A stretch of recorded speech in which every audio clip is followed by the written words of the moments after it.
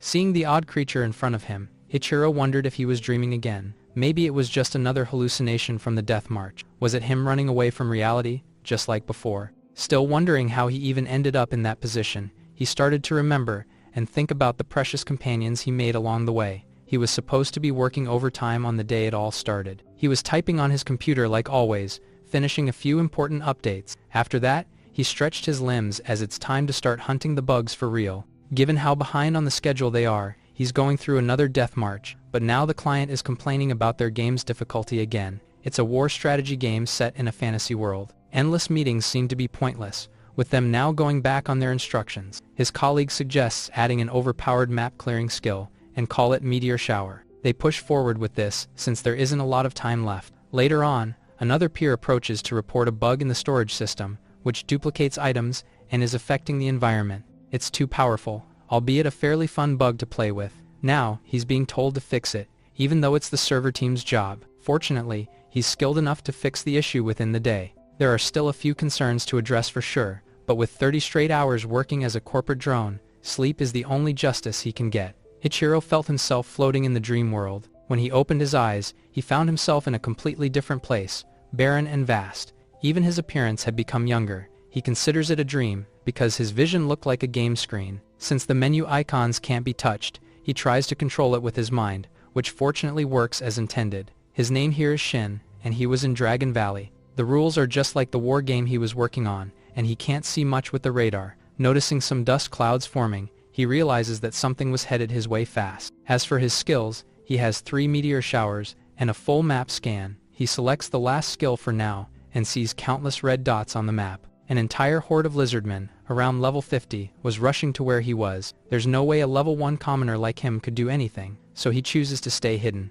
However, the leader of the group shouts, and based on the direction, it's obviously directed towards him. Suddenly silent, the lizardman started to draw a huge bow, and before he could react, an arrow sped towards Shin's head. It flew past and missed by a hair, just close enough to graze and wound his cheek. This is when he realizes that it might not be a dream after all. The enemy draws again, this time with the rest of its army. A flurry of arrows started raining down at him. The heavy projectiles shaved through the mountain, and he had no choice but to take cover behind the thickest wall there is. The thick mountain started to break little by little, and the barrage of arrows was closing in on Shin. Desperate not to die within a few minutes, he uses the meteor shower skill. He realizes that the other 2 aren't activatable, meaning it wasn't implemented before he fell into the world. While wallowing and feeling like he's going to lose due to a bug, the meteor shower he did cast started to fall from the sky. Countless celestial rocks started crashing down like shooting stars, laying waste to the land and completely obliterating the horde of monsters that was attacking him. He almost died himself,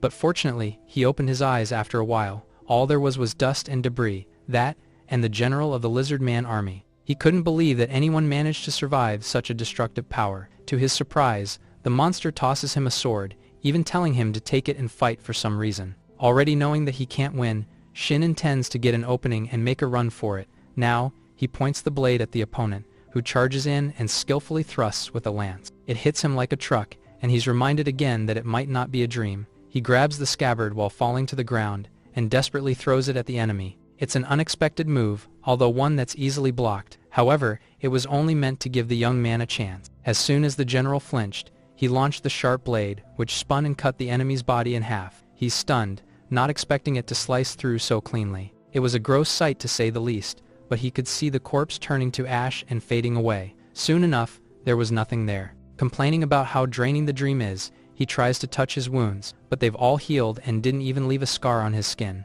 What's more, his stats are off the charts, and he skyrocketed to level 310. The experience points must be from the massacre due to the meteor shower. Looking down from a high cliff, he sees the wreckage caused by the skill. Still eager for information, he tries to look at the login screen. It welcomes him to the world and a few introductions. He spends some time reading through the text, which mainly contains attack logs from the lizardmen, their dragon overlords, level ups, new titles, and even loot drops from the battle. It seems the corpses disappeared, as they're counted as loot as well. Again, the storage system works just like in their game. He then moves on to organize everything he's obtained, and is relieved to see that he got a lot of gold coins and precious jewelry. Even better, he received a magic item. It's a water pouch, also called the Bag of the Abyss, which is capable of endlessly producing water. He can at least fill a bucket of water to wash up with. Just then, he sees his reflection and realizes that his face has reverted to when he was a freshman in high school. There's also a holy sword among the magic items. It must be strong despite the very cheesy name.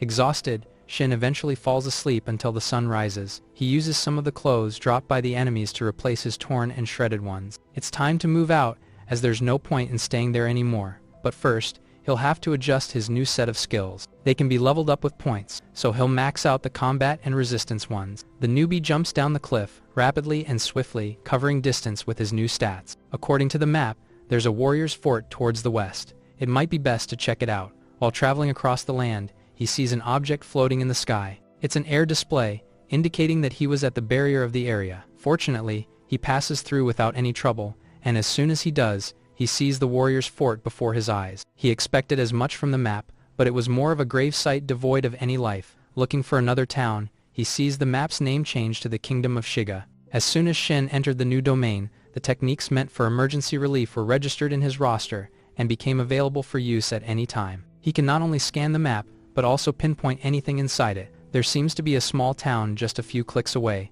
and the level of people on the way is lower than expected. Even so, he liked to avoid contact with the military if possible. If he's lucky, he might even have nice encounters with a few beautiful women. The young man was off to Sirius City and was running across the land as fast as possible. He notices a red light on the radar that was fast approaching. Eager to see what it is, he jumps high up and is surprised to find himself face to face with the beast. They bump into each other, and he crashes back down to the ground, making his world spin out of dizziness. Putting points into his resistance pays off, as he manages to recover pretty fast. He looks up and sees the wyvern he bumped into still flying around. To test things out, he flicks a stone towards it, but the little pebble pierces right through the monster's wing. Although it was just meant to be a warning shot, it was bothered enough to turn away and escape. However, it's headed to where the army is. They're likely high level and should be fine, but he feels bad to just leave things like that. Soon after, the wyvern was indeed flying over the human army, which was doing what it could to organize against the monster.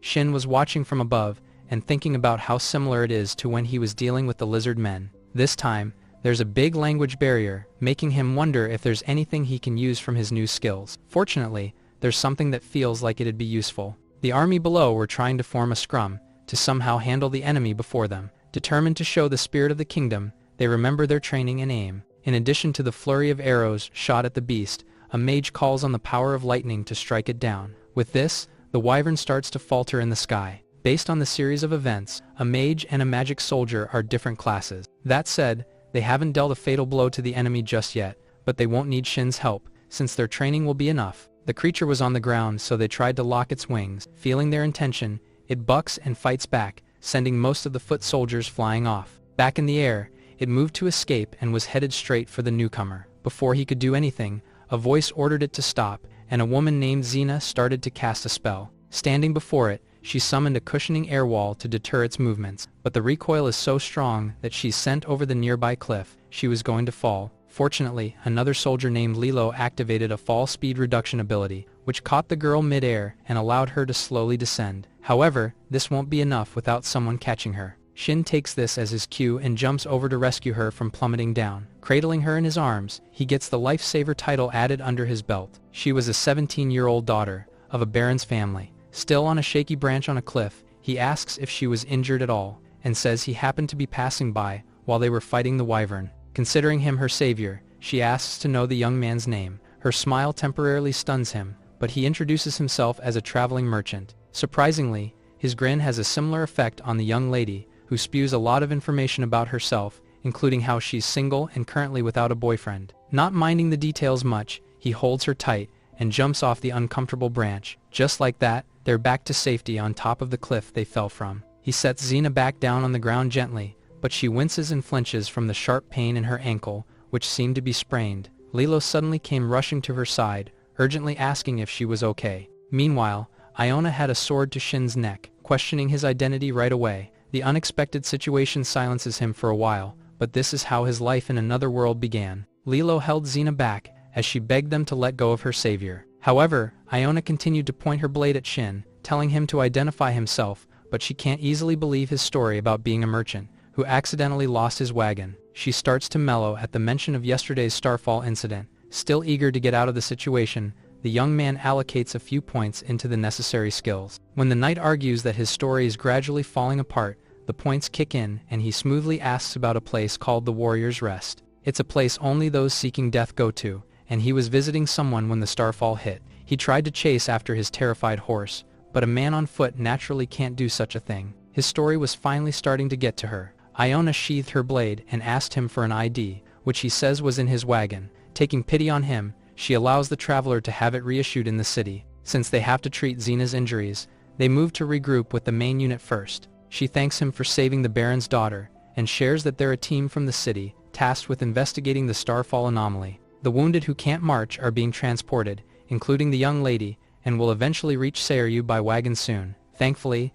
Xena's recommendation helped Shin join the group. Soon enough, they start to see the outer walls of the great city, standing tall to protect it from outsiders. He notices that they're butchering the wyvern, mainly to use its hide as a valuable material. As for the meat, it won't be weird to wonder if this is what military rations are for a while. While it's awful and akin to eating a rat, getting so much would be the cause of a festival in the slums. Realizing that there must be slaves in this world, he thinks about the percentage and diversity of the population. There must even be a demon living in the area. Asked if he knows anyone in the city, Shin shares that he's just going to find an inn, and is quickly given a recommendation. While it's a bit pricey, it's clean and famous for its delicious food. Xena even promises to come visit him once they have a bit more time. After all, she stakes her name and vows to repay him one way or another. He can't help but find the earnest girl adorable. They part ways after agreeing on where to meet again, and Iona leads Shin to the entrance. There, she asks a guard if Sorn the knight is in. Derek suddenly appeared, asking if the young man is her boyfriend. Considering how young he is, he tells him to grow up well and protect her, so she just clarifies and explains how he saved Xena's life. To get him a replacement for his identification card, they'll need to use the Yamato stone. As such, he's instructed to place his hands on the stone and speak his name. Seeing how flustered he is, they first confirm that he isn't wanted for theft or any other criminal activity. Instead of his real name, he should probably go with his character name here. As soon as he said it, the stone glowed gently and began to show text in the Shiga script. If his real status and level show it, it might cause a scene, so he starts to worry. Fortunately, Derek tells him to let go. The identification shows him as a level 1 15-year-old boy. There's apparently a game setting that allows him to hide his personal status. Seeing how he's already an adult, the guard says he must have been raised in a bubble to still be level 1. 15 years old must be the start of adulthood there. Finally, Shin is given his card and charged with 1 silver coin. While he hurriedly kept it on him, safe and sound, they talked about the city entrance tax, which is usually 1 large copper coin. However, Xena and the captain waived his. As a reward for saving the young girl, he's also given a permit for 10 days, in which he'll be enslaved if he lets it expire. The strict and rash punishment makes him take note of the rule.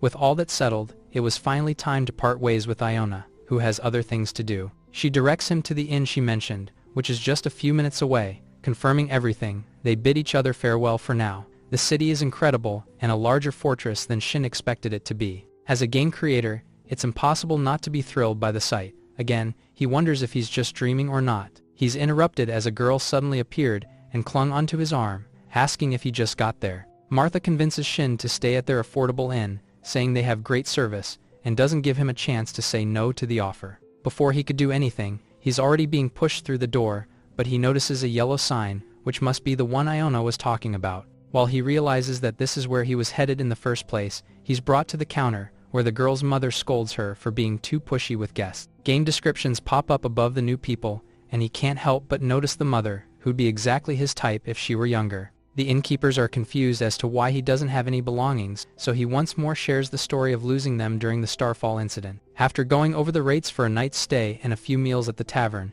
Shin says he'll take a room for 10 nights. Given the final price, he computes and makes sense of the exchange rate of the world's currency. The kitchen fires have just been put out, so all they can serve is some quiche and some sides, which he'll be glad to have for the night. Martha then goes to have him fill the registry for now. According to the status menu earlier, he should be 15 years old, not a 29-year-old programmer. She's surprised to hear that he's actually older than she is. Meanwhile, her mother returns and places a hefty serving of food on the table. It's cold but still quite good. As if reading his mind, the girl says it's amazing when it's fresh from the oven. She hurries along, reminded to clean the rooms of the cowardly merchants who just left. Apparently, they partied all night and left. They then talk about the demon lord and dragons, who fought a long time ago. The heroes took the lord down several decades ago, but they haven't heard about him coming back. In other words, demon lords and heroes really do exist in this world. If he was in a game, his arrival might trigger unwanted resurrections, and the situation right now seems like it's set up for that to happen soon. She shares that the real threat to the city are the wyverns, but their garrison is strong.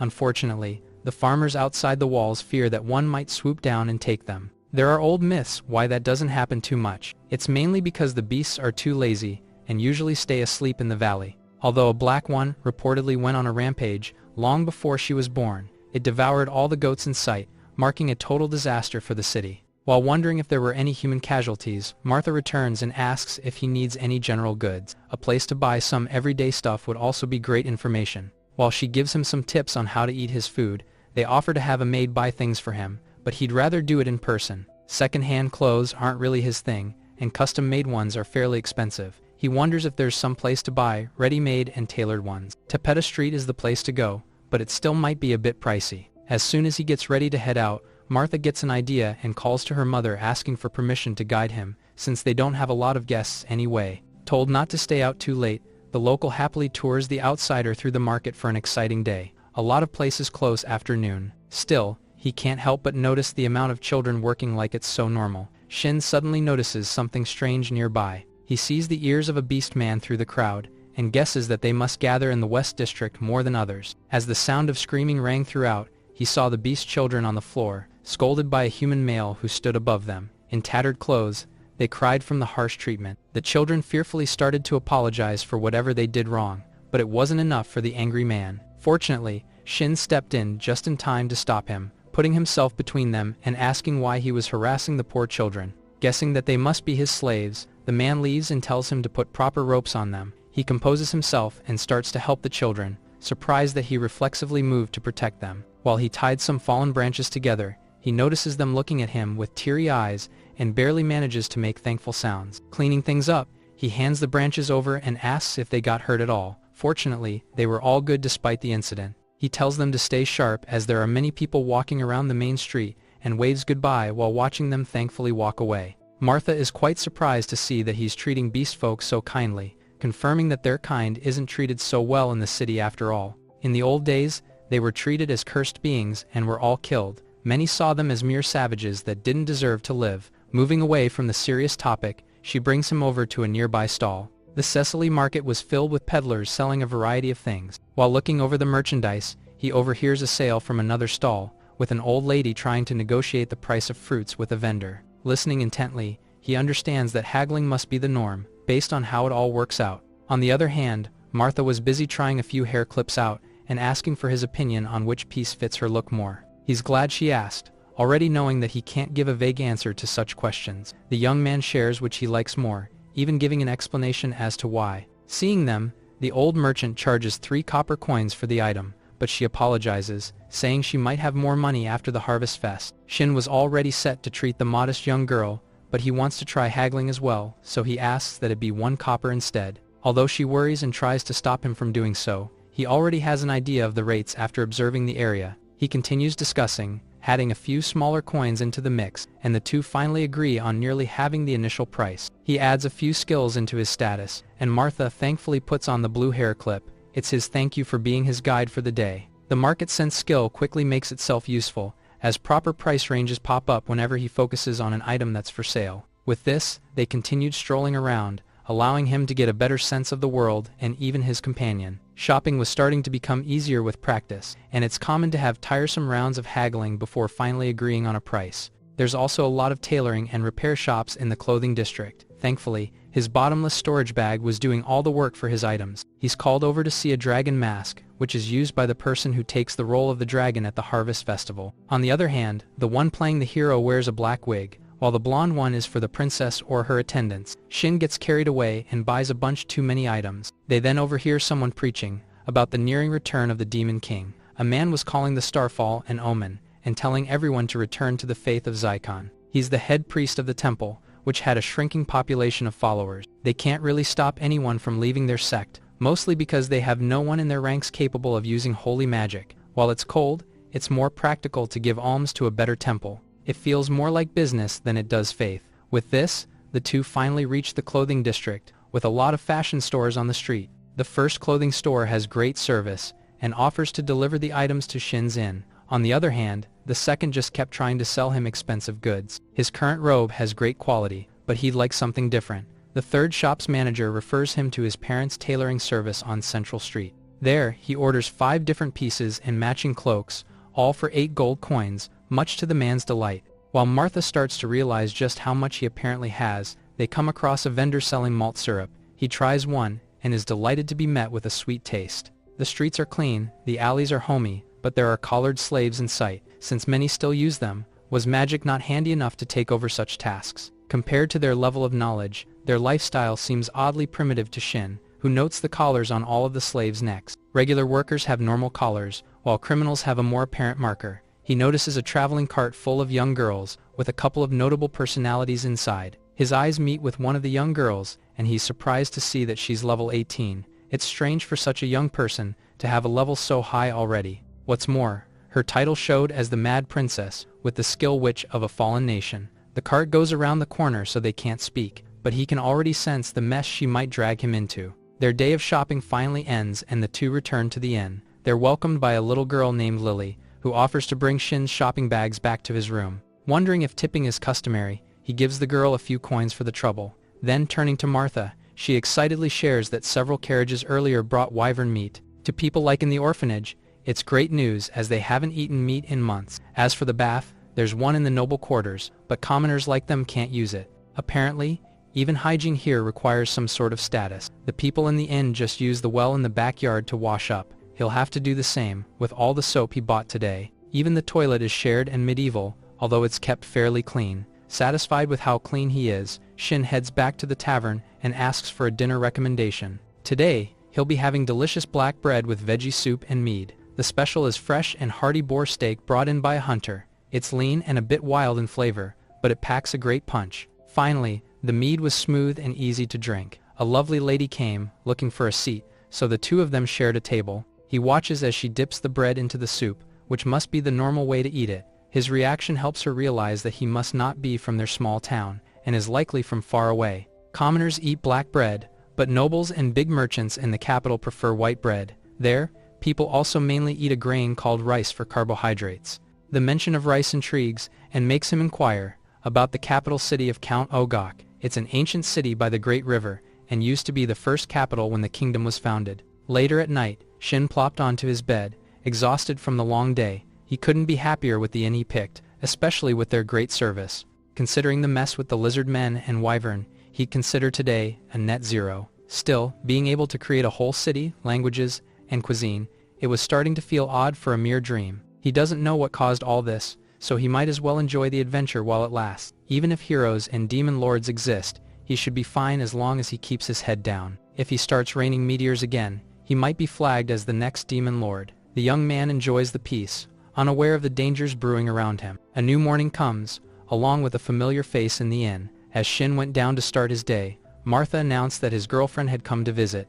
Xena greets him a good morning, to which he replies with a compliment for her outfit. Asked how her leg is doing, she says it's much better now, as a priest in the Garlean temple treated it yesterday. While he wondered if they use holy magic, she shares that she has the day off, and gathers her courage to offer him a tour around the city. Saying she doesn't have to be so tense about the invitation, he happily accepts the kind gesture, much to her delight. With bright smiles, the two explore the town, where Shin suddenly smells soy sauce, which is a legendary seasoning from the kingdom's founder, Yamato. He wonders if it's written in Japanese characters, and if the other legendary seasoning is miso. When Xena orders something from a stall, the vendor asks about Lilo, who's still sleeping in after getting back from a mission. She intended to treat Shin as a thank you, but there he was paying again, reasoning that getting him into the city without the fare was more than enough. They find a bench to share the snacks, and he politely places a napkin in between them. The treat is basically a potato croquette without meat and heavy on oil. She says it's a famous dish created by Lilo's boyfriend. He isn't a great cook,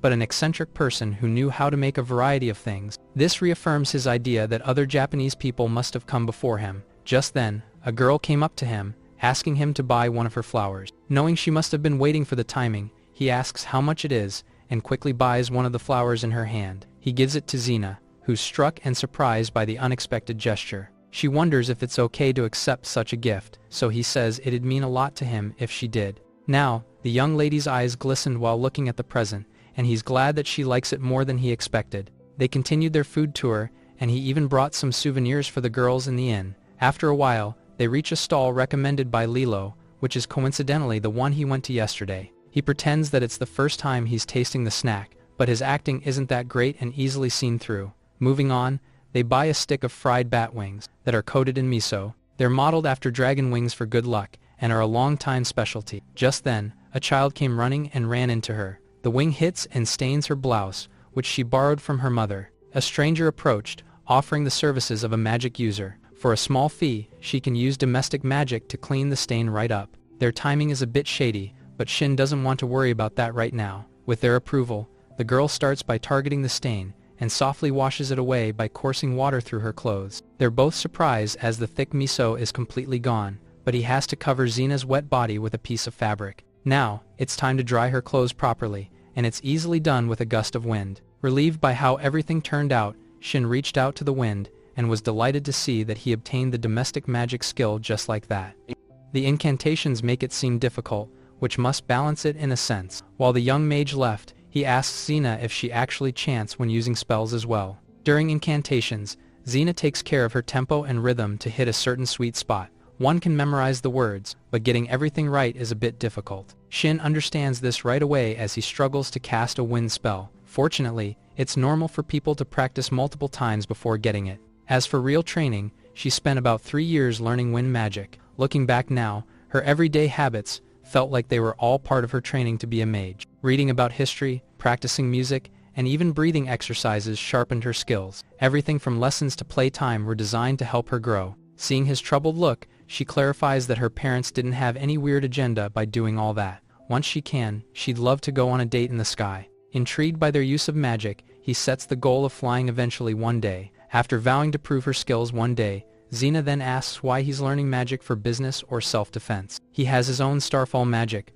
but can't use it for obvious reasons. As for his magic items, he managed to pick up a holy sword back in the valley, and tried to test it out. It was a hefty and intricately made weapon that weighed on his hands, but he felt sparks course through his arms while holding it. A blue light glowed from the blade itself, fading only after some time had passed. He could still feel the electricity hitting his body while he put it in the storage, proving that use causes damage to the wielder. As such, he then takes out a magic gun instead, and shoots a few bullets at a nearby wall. Although there's a delay from when he pulls the trigger, the power is impressive. Speaking of which, he looks at the emergency spell registered under his ability list. He might as well test Meteor Shower while no one is around, so he sets his eyes on an empty space far away from where he was standing. After casting the spell, he immediately felt the drawback, and nearly dropped to his knees. Unlike in the emergency situation, one use of the spell eats a third of his mana. The meteors were about to come. He sees huge balls of flaming rocks bursting into the atmosphere. However, they look too big. The targeted site is supposed to be much farther away, but they were dropping too close, and Shin had to run if he didn't want to get hit by his own ability. The ground started breaking apart as it reverberated from the shockwaves. Fortunately, he managed to cling on to something and stop himself from falling. Based on his observation, the damage and span were amplified due to skill bonuses. He swiftly locks it for now. If he recklessly spams it, he'll be on the fast track to the Demon Lord route. Unable to actually expose this reason to Xena, he lies and says he'd like to learn magic, mainly to be able to bathe properly. The adorably innocent reason for being a mage makes her laugh, as it's the weirdest one she's ever heard of. It's so funny that she can't stop giggling, but if he can afford such training, it might be faster to just have a bath built. Sheepishly rubbing his head, he suddenly gains a negotiation skill, and a couple more titles. This time, the two are checking out the street vendors who are selling trinkets. One old lady is selling medicine, using shells as a container. She offers an ointment, which she claims is great for cuts and chapped skin. Feeling like he owes the people at the inn, Shin buys some for everyone there, and gets a few shell containers for Xena. The two later find themselves in one of the city wall's towers, which is great for feeling an amazing breeze. Letting an outsider into a military facility is okay, since the only real threat are the wyverns. If they do attack, a windmill situated nearby also functions as an artillery post. Instead of firing cannons in the middle of town, they use nets and blank shells to drive them away. Their next stop is the Parian Temple, where Xena has an acquaintance. She gives him a tour inside, where Shin is amazed by a large painting on the wall, right behind the altar. It shows the battle between the Demon Lord and the first hero. He wields a holy sword that glows blue when held in his hand. The description makes him think of his own sword, which also shone blue. He confirms that the blade won't shine if it's wielded by anyone else. Only those accepted by the blade can use it properly, and this applies to those without the hero title. Realizing that he's racked up a bunch of titles, which might include hero, he checks his list and sees God Slayer. He must have obtained it from the battle at Dragon Valley.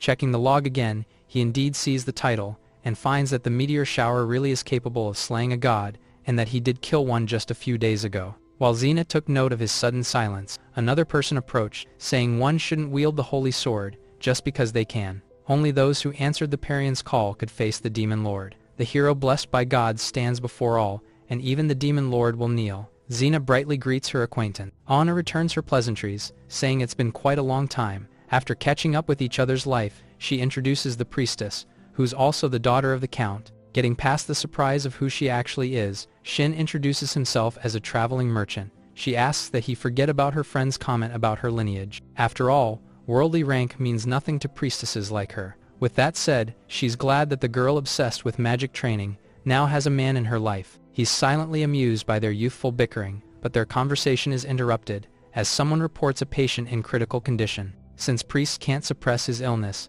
they try to ask for a shrine maiden. However, they can't possibly send her to a place lined with brothels. As Anna overhears this, she orders the others to prepare a carriage right away, fully intending to go. An aide tries to discourage her, reminding the priestess of a dangerous omen they received recently. The temple that needs help is the one where the preaching priest on the street belongs to. It's possible that he's plotting something to attract a few more followers. Certain that things will be okay, they continue with their tour. The courtyard nearby is filled with men training in sword fighting. There are other areas, including magic training, to preserve mana in fights. Shin is intrigued to hear that the training sessions are split. Roles of soldiers and mages vary depending on elemental affinity. Since Xena is a wind mage, she mainly deals with defense, and using the wind to relay orders. Flight magic would be useful for aerial scouting, but nobody in the Count's army is able to use such an ability. She suddenly rushes to a tree, and picks up a chick that was on the ground. There must be a nest on top of the tree. The nearest branch is about 2.5 meters up, and he should be able to pull himself up if he jumps straight up.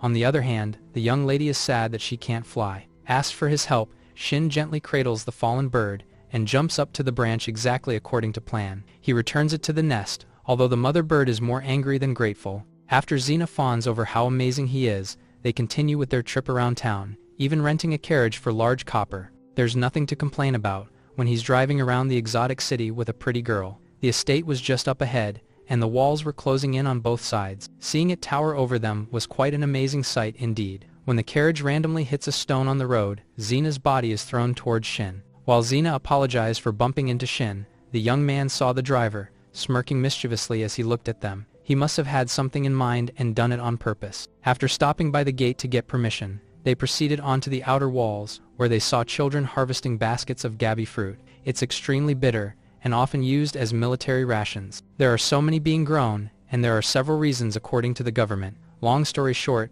there are a ton of advantages, making them highly efficient for cultivation. They finally reached the anti-dragon table. With massive mana cannons installed, the place felt heavy with power. It's odd as the farmland is way too near the city's first line of defense, so Xena explains that the planes were actually built to wipe out the wyvern. Shin spots the nearby wall that must be the one they destroyed. It happened just about 2 years ago, leaving even the castle damaged. They only managed to drive it off, still unable to kill even a lesser dragon. After all, beating a dragon is only achievable by someone great, like the hero or Yamato. 40 years ago, when the adult black dragon attacked, nothing could even scratch its scales. He questions how they drove off such a powerful enemy without a hero, and she suggests that, to dragons, humans might be akin to ants. After eating the goats at the ranch, it just leisurely flew away, not even caring about them. It's quite the power gap, yet Shin defeated one without even knowing. He finally asks to know what a hero is exactly. Heroes are apparently summoned by the Empire, through a big ritual. However, the cost of doing it is said to be astronomical, performed only to fight the Demon Lord. The first Emperor and the founding heroes were all summoned by that secret magic. This confirms that the Empire is the key to returning home. He also wonders how realistic the rumors about the Lord's revival are. The Shiga and Saga City oracles receive divine omens when the Lord is about to return, and when any major disasters in the world are about to happen. Perhaps they missed the starfall, because it was beyond the barrier of their valley. Shin recalls the weird wall he just passed through. Was it perhaps another god's domain altogether? A demon lord's power to control other monsters vary from ruler to ruler, and some even fight alone. Mid-tier demons can only be wounded by magic, but lesser spells can't even touch them past a certain point. In fact, they're said to have the power to wipe entire cities with ease. Meanwhile, humans can't even win against high-tier ones. Instead, they plan around them, with the aim of minimizing casualties, like with an adult dragon. Asked which is stronger between the two, she immediately answers that dragons are stronger. Only one lord in history has defeated a hero, but that lord was killed by a dragon. Unfortunately, controlling the beasts is impossible, so summoning them isn't an option. Plus, the collateral damage would be purely catastrophic. Based on all that, Shin gets an idea of where he stands in the supposed tier list. After leaving the manor, they'll be swinging by the West District as well. Without much wealth, the area mostly serves commoners. There are butchers and alchemy shops, which he can see in more detail through the map. At the same spot as yesterday, the slave trading guild was as active as they could be in broad daylight. Apologizing to Shin, Xena suddenly asks the driver to stop the carriage. There, they see the same fat priest from the other day, standing in front of the enslaved. He preaches about demi-humans being failed demons deserving of death. Also, there were the beast children he saved, along with one beastkin adult. The townspeople were chanting to kick out the demi-humans, and it felt like they were seconds away from a full-fledged riot. According to the oracle earlier, tragedy was about to strike the Zycon temple. While Shin wondered if this is possibly what the omen meant, the priest continued to gather anger, urging everyone to smite the demi-humans. He even distributes stones to the civilians, and tells them to strike them down. They're reminded of the starfall, which he says is divine punishment from the heavens. In addition, he claims that a demon lord's lieutenant attacked the earl's castle yesterday. The people ask for mercy as they remember what he's talking about. On the other hand, Shin and Xena are surprised that it actually happened. Someone must have seen a black shadow by the castle, or maybe the earl was attacked from above. It's odd,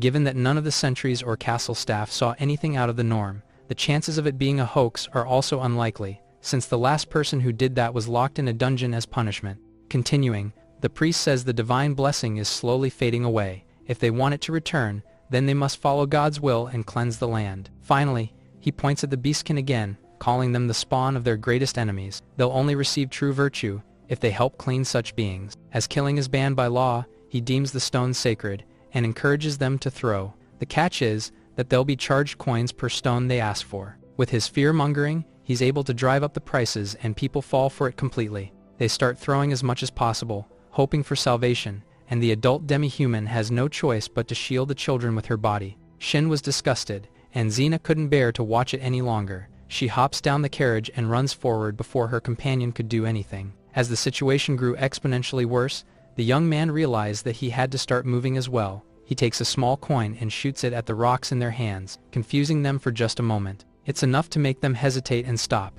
Meanwhile, Xena had a clear path towards the children. He could easily follow, but something felt off, so he stayed put for now. First, the slave's owner must be someone else. Who and where is he? Using his map search, he locates the master somewhere in the plaza, waiting with a smile on his face. There are 2 people belonging to the Gutter Rats Guild in that spot, and a few more around the area. After taking a quick assessment of the entire situation, Shin tags all targets, including the ones that aren't there. Finally, he starts his own little operation. Xena was trying hard to stop the ensuing brutality, making the priest question if she's actually siding with the demons. Without an ounce of hesitation, the people start throwing rocks at her as well. Shin worries, but there's no need for that. After all, she's a magic soldier who's fully capable of defending herself and the people around her. She's precast a spell, but defending others against so many people might not be easy. He needs to end things before the crowd has the chance to get too hot. A quick chop to a target's neck easily knocks them out, and he drags them to a safe spot, pretending that it's anemia or common fainting. This helps him obtain the abduction skill, which he now decides to level up and use to its absolute fullest. Just as things were heating up again, another priest stepped in, telling them to stop and rebuking such mindless teachings. He's a member of the Garlean Temple. While they started to argue among themselves, pushing the other's belief much stronger, Shin steadily took the enemies down behind the scenes. Xena warns that a public riot might have the Zycon Temple tried for treason, but the man argues that she's just a coward, hiding behind a big name. If she'd rather spare demons, then she must be a traitor to her own kind. The civilians now start to question if she's actually a demon in disguise. On the other hand, the good priest discourages them from pushing their fears on the weak. They accuse him of being a fake, offended that they're being made out as the bad ones. Shin was just about finished with cleaning from behind. The crowd had also started to calm down, but one particular loudmouth was shouting and influencing their opinions. With no gutter rats left in sight, The next thing he needs to do is set the stage. After all, he'll finally be putting his trump card on the stage. Xena was doing her best in trying to dissuade everyone,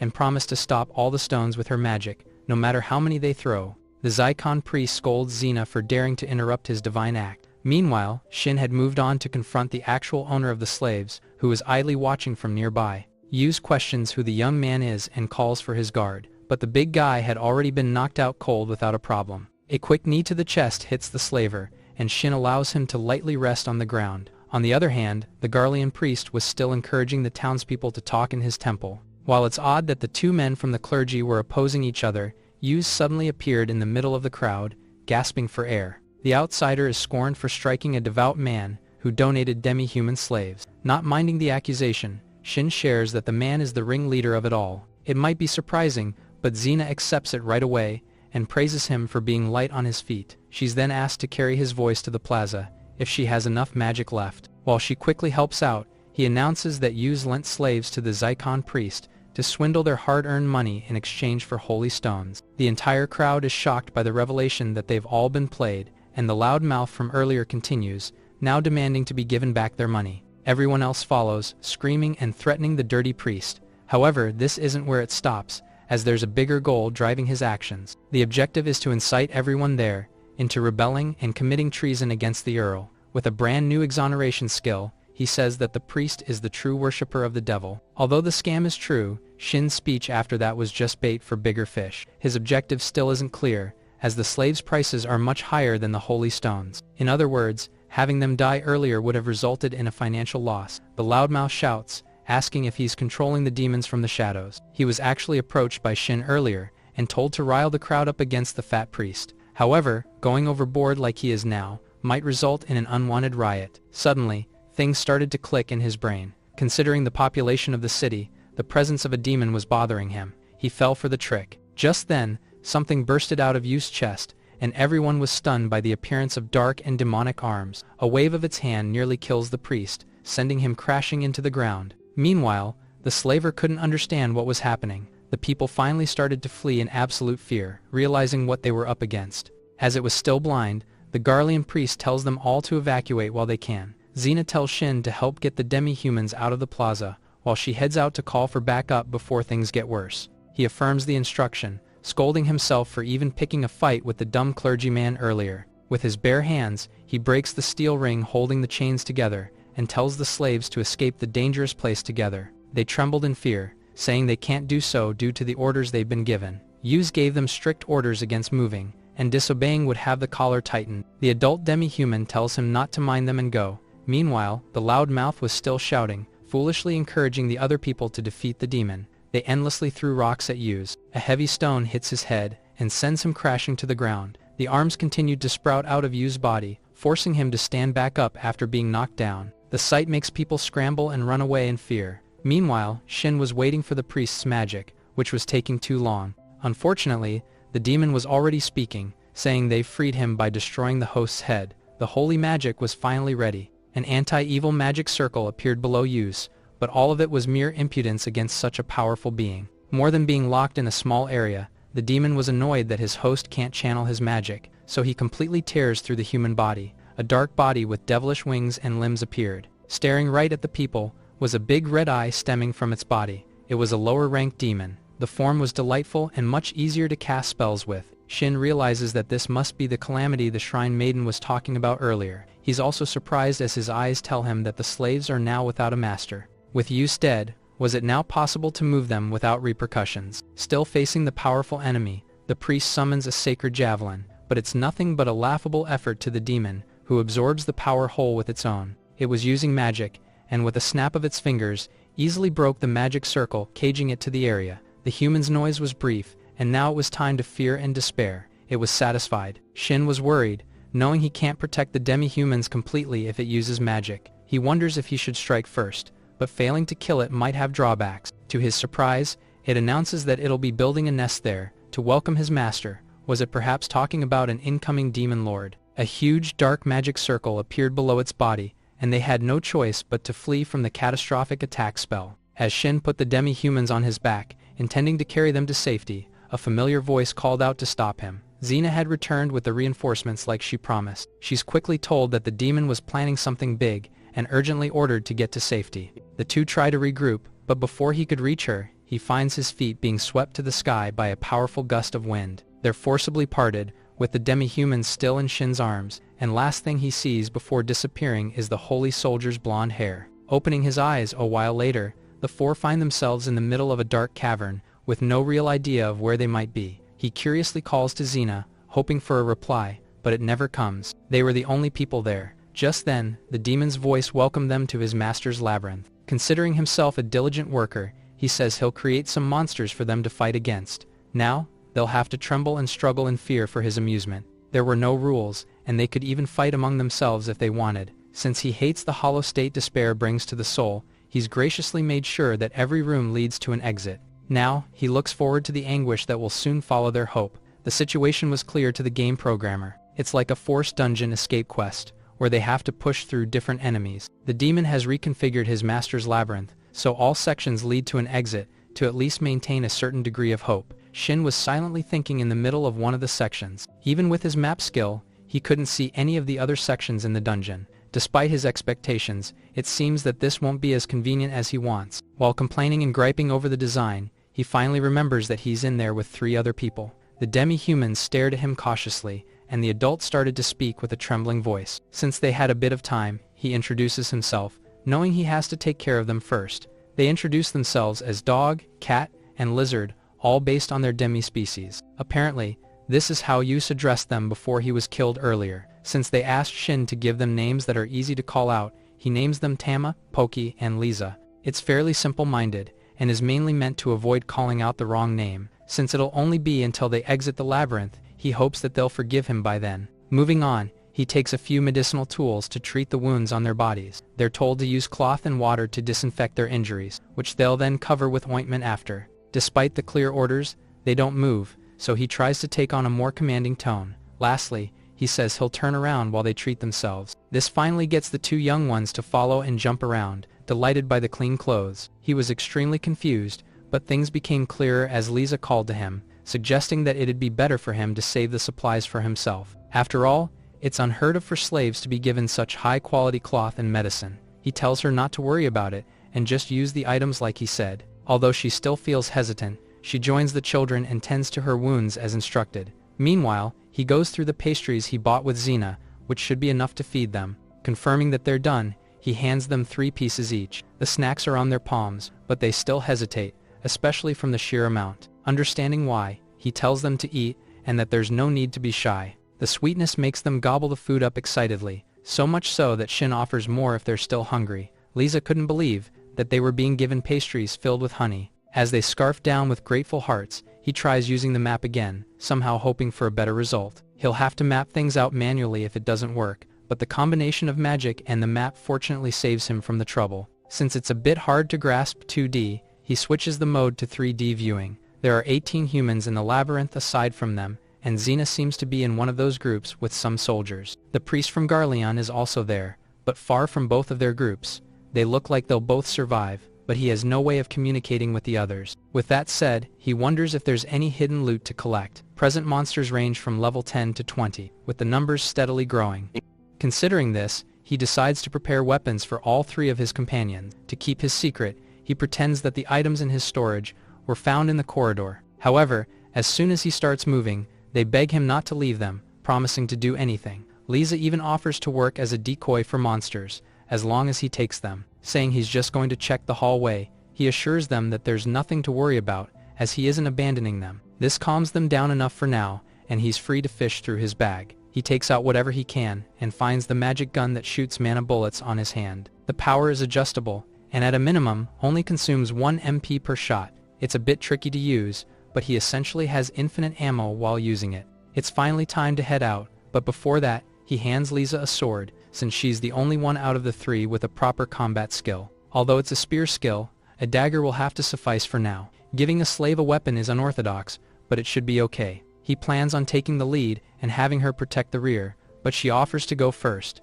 She's told to just listen, since they won't get ambushed with his radar anyway. Lastly, his absolute order is for them to not join the fight unless he tells them to. They understand and confirm the order, A single hit would be enough to kill them, who are only level 2 or 3. With preparations all done, they move forward. Tama is told to inform them if there is anything down the hall. Meanwhile, Poki has to report if she hears or smells anything strange. Lastly, Lisa is reminded not to fall behind, even if she's on rear guard duty. They all salute like soldiers, despite their fears, likely due to a party-related skill he obtained recently. The four walk through the dark corridors, making sure to fulfill their roles well and responsibly. Fortunately, the enemies are still quite far off. Poki suddenly reports that she smells traces of a battle down the hall. Although he already knows, he showers her with praise. The enemy up ahead is level 20, without any special abilities. As for its stats, the experience to be gained is satisfying enough. Although he can't see the experience points of other people, there was a room right up ahead. Hearing something, Shin tells the others to stay back while he checks it out. Cautiously approaching and peering from the corner of the opening, he sees an enormous spider-like monster. It was a sight that made his stomach churn, mainly because it ate a human corpse on the ground. Not having the stomach and tolerance for gore, he wonders if he really needs to fight it to move forward. While looking at the giant monster, he wonders if it will eat him too if he loses. With this fear, he contemplates going back to his room. Lisa suggests that they slip past it while it's distracted, and it's best if they ambush it from behind. Hearing this, he calls himself pathetic and agrees with her plan. He then steps up and tells them to stay back as he draws his firearm and aim it at the monster. He fires but missed, and so he fires again until he hits the target.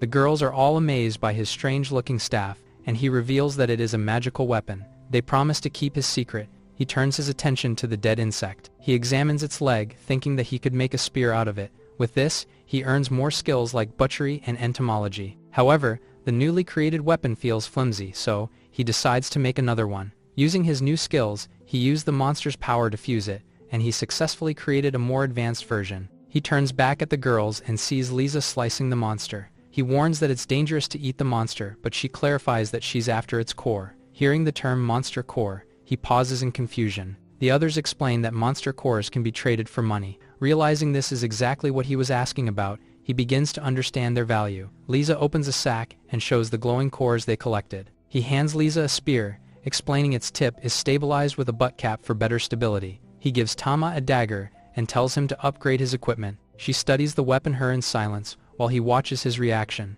Activating his power, he decides to cut the chains with it and successfully shatters it. Startled, they stare at the broken chains, realizing they were lucky alive. He tells Lisa to let Tama and Poki take turns in harvesting the core next. The girls quickly agree and prepare to follow his instructions. The group continues moving deeper through the cave. However, despite their efforts, the trio's experience progress still shows no change. He tells Tama to pick up a stone roughly the size of a monster core. She picks it up and looks ahead in confusion. Just ahead, the cave path suddenly splits into two directions. He looks at his map and contemplates if he's going to help the survivors. With this, he asks the girls to follow him. As they move forward, he anticipates incoming monsters. Just then, Tama warns that there are bugs above them. He aims at the monsters and fires. A gigantic insect falls from above them, and he tells Tama to throw her spirit stone. He then tells everyone to fall back and instructs them to attack from behind him. Lisa steps up and strikes the monster. The insect shrieks in pain and falls down to the ground with a loud thud. He then instructs Tama to collect the monster cores,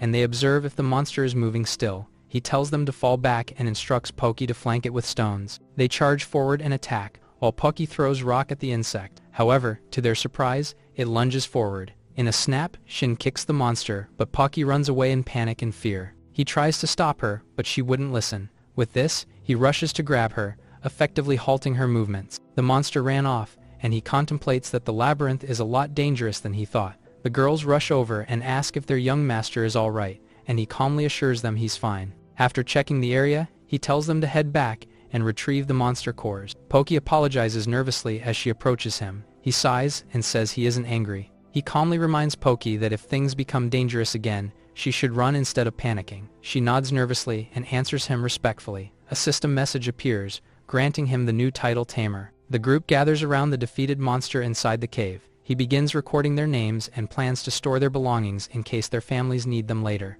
Noticing their torn clothes, he pauses and realizes they may need replacements. Noticing some of them are barefoot, he tells the girls to take their shoes. The girls quickly grab the weapons and prepare to wear them. Watching closely, he notes that the monster-assisted attacks seem to be working. A system display shows their levels and skills rising as they continue fighting. However, Some skills remain grayed out, meaning they haven't been activated yet. He checks their status and realizes he can view their information, but cannot change their skill setups. Seeing they still have time before the exit, he tells the group to move on and continue exploring the remaining rooms. While exploring, they've passed 6 more rooms and still found no survivors. After Lisa completed gathering the cores, he tells them to take a break. Lisa grabs the water pouch to drink from it but accidentally dropped it. She clumsily tries to retrieve the spilled water again and apologizes to her master. She says she's deserving of punishment, but he dismisses her, saying that the magical water pouch produces endless water supply. He suspects that she's tired, and she confirms that she feels sluggish. It is the same for Tama and Pokey, who feel the exhaustion as well.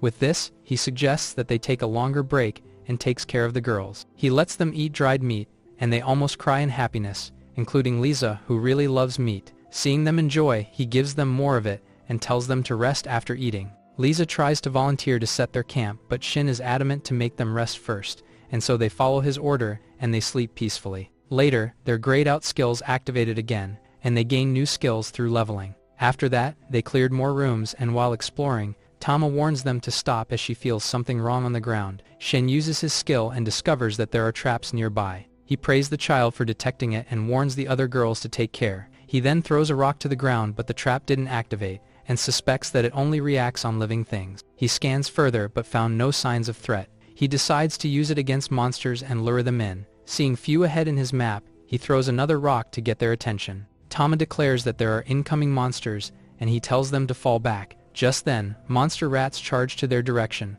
but they quickly get electrocuted by the traps. A giant toad also showed up, and Lisa charges at it with her spear, while Pokey and Tama also strike. After annihilating the monster, Shin praises them for their hard work. The 3 turn at him with bright smiles on their faces, and he is glad that they've handled the fight pretty well. He notices that Lisa is on dismantling the camp, and sees a rundown house nearby. He tells Pokey and Tama to check the place out. Pokey runs ahead towards the place, and helps Shin to check it. As they enter, they discover glowing objects that appear to be magical fixtures. When he grabs one, the light immediately goes out, showing it cannot be taken outside. Nearby, he finds weapons and gear, deciding the short sword and buckler suit Pokey and Tama well. Behind a painting, he discovers a hidden safe concealed inside the wall. Inside the safe are valuable materials, including dragon powder and dragon scale dust. He also finds healing potions, realizing the previous owner might have been an alchemist. Searching further, he notices several spellbooks stored on the nearby shelves. Among the items is a magic scroll, and the system announces he has obtained excavation and treasure-related skills. In the kitchen, he finds a tinder rod, a magical tool used to easily start fires. He tells everyone to secure cookware and tableware so they can use them later. He also prepares water and supplies, thinking it may help if they meet other survivors. Using bottles and oil, he quickly makes several makeshift firebombs and stores them away. Suddenly, Tama smells something and excitedly discovers a stash of dried meat nearby. As they gather the food, he warns everyone to step back because the floor is slippery. After securing everything inside, he pushes the door open and prepares to move forward. They are thrilled to see different kinds of food on the table. After storing the wine, he offers Pokey and Tama a taste of the meat. The 2 happily oblige and savors the exquisite meat. He stores the remaining food, thinking he'll share it with Lisa later. They excitedly walks back to her, and she requests that they start a fire. When asked why, she reasons that she wants to grill the frog meat and eat it. Seeing his worry, she explains that she can eat the frog as long as she avoids its poisonous parts. Assured, he lets her start a fire using his ignition tool. The girls help each other cook the frog. Its aroma tickles their noses as if someone is grilling chicken. Later, Lisa hands Shin the cooked frog, and he carefully tastes it. As he chews, it tastes truly like a chicken, and found the 3 staring back at him with anticipation. He tells them to start eating, and they happily oblige, devouring the meat with enthusiasm. He also eats his own portion, finding it tasty like the loot he obtained. After they eat, he helps the girls clean, and later, they all sleeping peacefully by his side. While they are sleeping, he thinks of reading the spell book he got, and opens his inventory. He discovers that magic book had information on the scroll, which allows the use of a fire spell called Magic Bullet. After their break, they start exploring the labyrinth again. He checks their stats, and is thrilled to see their growth compared to when they started. Ahead of them, they see slimes wiggling on the ground. Given this chance, he tries to use the fire magic scroll and use the magic bullet. He aims at the monster and fires away, injuring it. While adding the skill to his magic list, Lisa calls his attention. She tells him that when defeating a slime, he should always aim for the core, and points out that it is always located in the part with a different color. After watching it revives, she demonstrates and attacks the slime's core, ending it effectively. The defeated monster melts away, and Lisa calmly notes that it was surprisingly easy to defeat. The group looks around the cave as the remains disappear from the ground. Tama suddenly notices something strange about the nearby wall. Curious, Shin steps closer and carefully examines the surface. Realizing something is hidden, he concludes there must be a secret path behind the wall. Studying the layout, he realizes it leads to a vertical shaft that could be a hidden pitfall trap. Deciding it may be dangerous, he tells the others to leave a mark before moving on. The group carefully proceeds deeper through the cave. Looking at the map again, he notices signals ahead and wonders if there are other survivors nearby. Suddenly, he senses something unusual and quickly tells everyone to stop moving. Realizing the danger, he immediately stops everyone and tells them not to move. Checking the map, he sees a red dot rapidly approaching their position.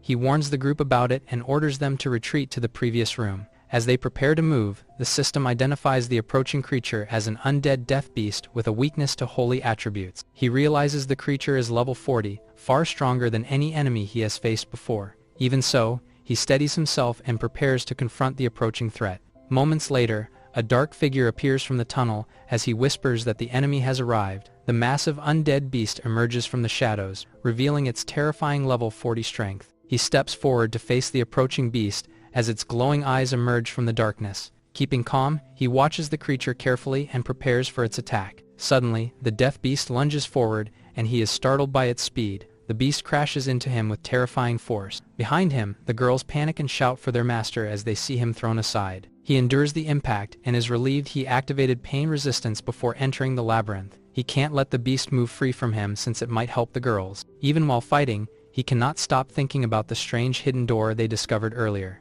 The beast roars, but he refuses to be crushed by a monster with fangs that large. Gathering his strength, he strikes the beast with a powerful counterattack. The blow sends the creature crashing across the ground, tumbling violently down to a hole. Catching his breath, he admits that using traps earlier may have saved his life. After the danger has passed, he says it is time to regroup with the other survivors. As they move forward, the girls suddenly notice sticky spider silks clinging to them. The group enters a strange area covered in thick webs, realizing they have walked into a spider's nest and no monster guarding it. Using his detection skill, he discovers survivors trapped inside nearby cocoons and decides they must rescue them. As he approaches one of the cocoons, he checks the map again and notices movement approaching from below them. Realizing enemies are coming, he immediately orders everyone to stop the rescue and prepare for battle. Suddenly, a giant spider comes out from the darkness and attacks the group. Reacting instantly, he throws a stone to draw the monster's attention. Taking the chance, Lisa leaps forward and strikes the creature. Tama and Poki follow her lead,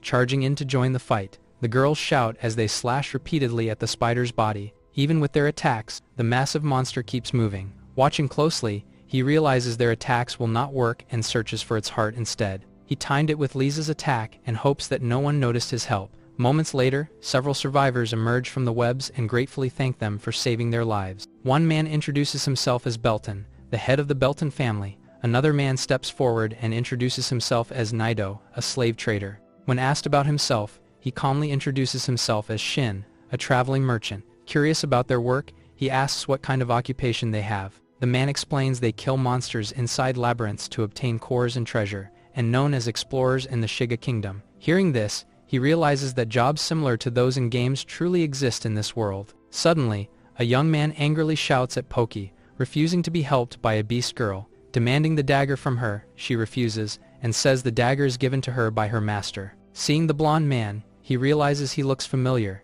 and remembers encountering him earlier as someone who was harassing Poki and Tama on the street. He then calls for Poki to come as the man angrily orders them to hurry up and get him out. Ignoring the demand, he tells the man to free himself instead. The blonde man angrily complains while another man silences him. Zen warns that making noise could attract more monsters and threatens to burn him if necessary. This behaved the man, and Shin quietly remarks that this is typical noble behavior. After collecting the monster cores, he praises the effort of Tama. The trader explains that the cores they found are high grade and that red cores are rare. Nido explains that monster cores are refined into magical goods, and higher grade cores allow the creation of more advanced magic items. As the group distributes the remaining weapons to the survivors, he lets the girls help collect supplies. Zen remarks that their fighting strength should increase, but says he prefers saving his magic for more worthy enemies. Nido adds that while he can protect himself, he is not reliable during combat. This means further problems for Shin. The blonde man boasts that with a proper weapon he could have easily crushed the monster. Suddenly, a skeleton attacks and strikes him, but Pokey comes to his rescue. Meanwhile, Shin tells Lisa he is counting on her, and she charges forward and clashes with the skeletons. Nito checks on the injured blonde man and asks if he is alright. After examining him, they conclude that he likely suffered a rib fracture. Lying on the ground in pain, the blonde man wonders if he might actually die there. Shin bluntly tells him that without Pokey saving him earlier, he would already be worm food. He curses his situation, as Zen coldly states that if the injured man cannot walk, they should leave him behind. While Shin is conflicted, Pokey and Tama quietly look at him with pleading eyes. Having no choice, he retrieves the magic medicine from his pocket and decides to help the injured man. Surprised, they ask what it is, and he explains that it is a magic potion. They make the man drink the potion, and in an instant, it healed him, to which surprised Shin as well. Nito explains that a mid-grade potion like that normally costs at least 3 gold coins, which for Shin is a bit of an overestimate. The group continues moving deeper through the dungeon corridor. He activates his skill, and he realizes that Xena's group is fighting slimes in the central hall ahead. Pokey points toward a direction and says the noise is coming from there. He immediately springs into action and takes the lead. However, he is worried about Xena, seeing that her mana is running low. When they arrive, they see slimes attacking the group. He then quickly orders Tama and Pokey to take a torch from the bag. He lights the torch and prepares to use the flame against the approaching slimes. He orders Lisa to aim for the core while he keeps the slime distracted. He adds that once they're done with the slimes, they should follow him. Scanning the chaos, he finally spots Xena struggling with the slimes. Suddenly, a slime lunges forward and wraps around her. Seeing the danger, he immediately rushes forward and rescues her. The girl screams as the slime violently splashes. He slashes through the slime while pulling the girl away from its grip. The slime bursts apart under his daggers. After finishing it off, he quickly asks if she is alright. Overwhelmed with relief, she rushes forward and hugs him tightly. Through tears, she thanks the heavens that he is safe. Caught off guard by the sudden embrace, he freezes in surprise. Clearing his throat, he brushes it off and says there is no harm done. Even so, he quietly admits he is glad to see she is safe too. Just then, Anna arrives and orders everyone to focus on repelling the monsters first. Flustered, Xena wears something decent to make herself presentable, while Anna deduces that Shin knew the slime's weak point from the start. When questioned about who taught him the trick, Shin replies that Lisa taught him, which makes Xena jealous. Changing the subject, he teaches them the trick to spotting a slime's core. By holding the torch close, they can lure the slimes away. He also suggests using wind magic to reveal their direction. Xena apologizes, explaining her mana is drained and she will not be able to recover it for a while. Thinking quickly, he considers yelling loudly enough to trigger a communication instead, and so, using his skill, he loudly orders everyone to aim for the slime's cores. He observes, and satisfied that the message worked since everyone is aiming for the core, including Lisa's group, he expresses that helping rescue people has basically been his job this entire time. Many soldiers gather in the labyrinth, with over 70% of the temple's forces now present. A priestess thanks Shin for helping earlier, while he replies he is simply glad they arrived in time. Noticing her standing quietly with Anna, Shin observes that her mana is slowly recovering. The priestess announces she will cast sacred healing on the wounded gathered nearby. The injured soldiers gather as the healing ritual begins. She starts chanting the long sacred spell, and after 2 minutes, she managed to activate an area healing spell. He watches as the glowing particles float around. He touches one of the floating lights with his finger, and he instantly acquires the skill, Divine Magic, Parry Faith. Xena approaches him, who expresses that she's glad he is safe. He thanks Tama and Pokey, saying he is still alive thanks to them. She realizes that they are the demi-human girls from before. Lisa formally introduces herself and thanks Xena for protecting them from the falling stones above ground. The girls react in surprise upon knowing this and show their gratitude as well. Xena then tells Shin that there might be an exit ahead, but Shin is unsure if the passage is large enough. With enthusiasm, she shares that there is a spell called Wind Path that can detect air currents. She informs him that their scouts are checking now and asks everyone to wait while hoping for good news. Xena explains the chaos began when a slime suddenly dropped from the ceiling right after the scouts left. Beyond the chamber lies a long corridor leading to the exit, though there is a problem ahead. Shin's map reveals the hall is actually a deadly murder room. He estimates they could handle around 30 skeleton soldiers, though the level 30 skeleton knights. Thinking it through, he suggests attacking once the priestesses recover their mana, wishing they had a purification spell like in games. Soon, the scouts return confirming the same findings, and the captain immediately begins planning their tactics. They share the plan to the group, and others listen carefully. Shin and the girls wait nearby as preparations for the fight continue. After the captain's briefing, the battle finally begins, and the civilians are ordered to stay in the back room.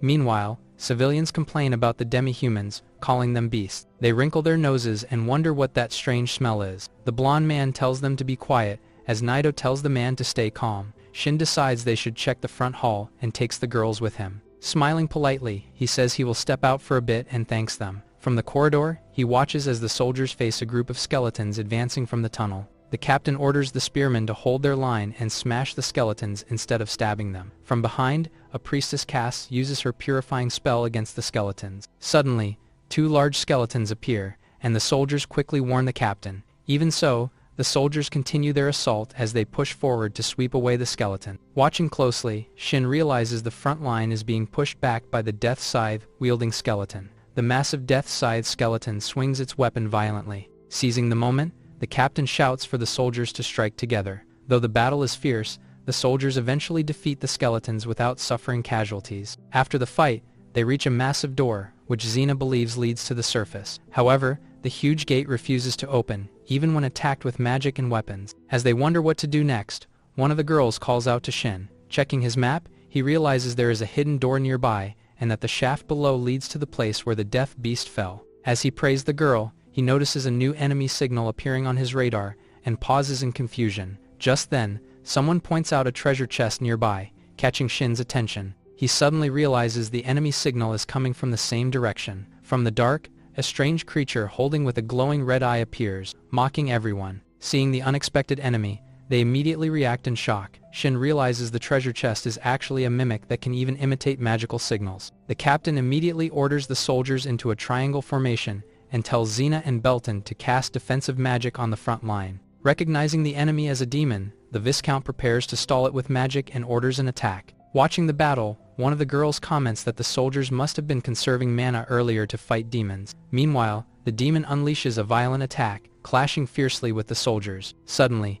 Shin senses a strange force targeting him and realizes something is wrong. The demon casts a charm spell on the soldiers, but Shin gains resistance to the evil eye and curses under his breath. Meanwhile, Lisa orders Poki and Tama to hunt as many enemies as possible for their master, and they all fight the monsters together. The demon gleefully watches as the charmed humans begin attacking each other. Belton noticed the red eye, calling the situation entertaining. As he prepares another spell, he then unleashes Inferno Pillar, sending a towering column of flames toward the demon. As the flames rise, the Viscount declares that humanity will not remain victims of demons forever, while Shin suddenly realizes something important. The demon casually withstands the flames, revealing that fire magic barely harms him. Seeing this, the Viscount realizes that the enemy is far stronger than he expected. Shin quickly understands the demon's counter magic will strike before the Viscount finishes casting. Realizing the situation is critical, Shin knows he cannot keep hiding his abilities and must act. Determined to protect Xena, Shin decides he cannot just stand by and watch her die. Suddenly sensing movement behind him, he turns in alarm, surprised to see the undead beast attacking the civilians. Realizing he was too focused on the battle earlier, he regrets neglecting the radar. With sudden clarity, he grabs a stone and gets its attention, before it can tear apart the helpless victim. Before it can strike, Shin rushes in and places himself between the monster and the fallen man. Xena notices this and calls out his name in shock. As the creature lunges closer, he realizes that lies behind the wall is a hidden passage. The beast crashes through the wall, revealing a hidden passage behind the rubble. Seeing this, Xena moves into action, but a soldier quickly restrains her. Seeing her worry, he apologizes to Xena in his thoughts, and will deal with the scolding later. As he falls, he realizes there is a small room directly beneath the hidden passage. The undead beast leaps down after him, attacking the moment they land. Drawing his weapon mid-fall, he prepares to counter the beast's assault. With swift movement, he twists through the air and strikes back at the charging monster. After defeating the beast, he examines his holy sword and notes that although it drains health slightly, its sharpness is incredible. Wanting to avoid suspicion, he decides to put on a disguise before entering the room. After changing clothes, he remarks that his head feels strangely exposed. Checking his interface, he wonders if there is anything useful he can buy. He then remembers the mask purchased earlier, and decides to wear it. Without wasting time, he leaps away, determined to return quickly. While moving through the tunnel, he suddenly encounters several monsters blocking the path. Thinking quickly, he pulls a large rock from storage and hurls it towards the monsters, smashing them to clear his way. and earning the title the Merciless. The nearby soldiers and civilians stare in confusion as the disguised Shin suddenly rushes past them. Without slowing down, he dashes through the tunnel at incredible speed. Arriving at the battlefield again, he sees the demon still facing the soldiers amid a storm of magic. His eyes scan the battlefield, and breathes a sigh of relief to find Xena and the trio safe. He then gets the attention of the monster, which staggers in shock. He then tells the knights to leave the demon to him, who all are refusing to leave the matter to a stranger. The demon demands to know who he is, since a mere thrown stone managed to damage him. It then attacks, and Shin swiftly dodges it. Belton tries to cast a spell, same with Ona. The combined attacks strike the demon and erupt in a violent explosion. The surrounding knights seize the opportunity and attack as well. The demon mocks the idea of being defeated by humans, and declares he is filled with regret for underestimating them. Suddenly, the demon unleashes a massive dark magic circle that spreads across the battlefield. Realizing something dangerous is happening, the knights quickly warn everyone to take defensive positions. Seizing the moment, Shin rushes forward and prepares to deliver the finishing blow. He activates a dark magic ability that grants him resistance to dark attacks. However, he is suddenly struck by the demon's attack. Regaining his footing, he looks up in surprise. The demon laughs with excitement as dark energy surges around him, surprising everyone as well. From the massive magic circle, a towering horned demon begins to emerge. Seeing the overwhelming presence, Shin's eyes widen in shock. They realized in horror that the creature is a demon lord, a being said to rival a god and serve the demon king. As the demon lord towers over them, they all stare in disbelief, realizing that the enemy before them is an upper demon. The demon lord calmly praises the summoning and devours the lower demon, absorbing all of its essence back to his body. Shin observes as the demon lord fused with the lower demon. With a cruel smile, the demon lord mocks them and dares any strong warrior to face him. Meanwhile, the knights are seemingly weak and helpless.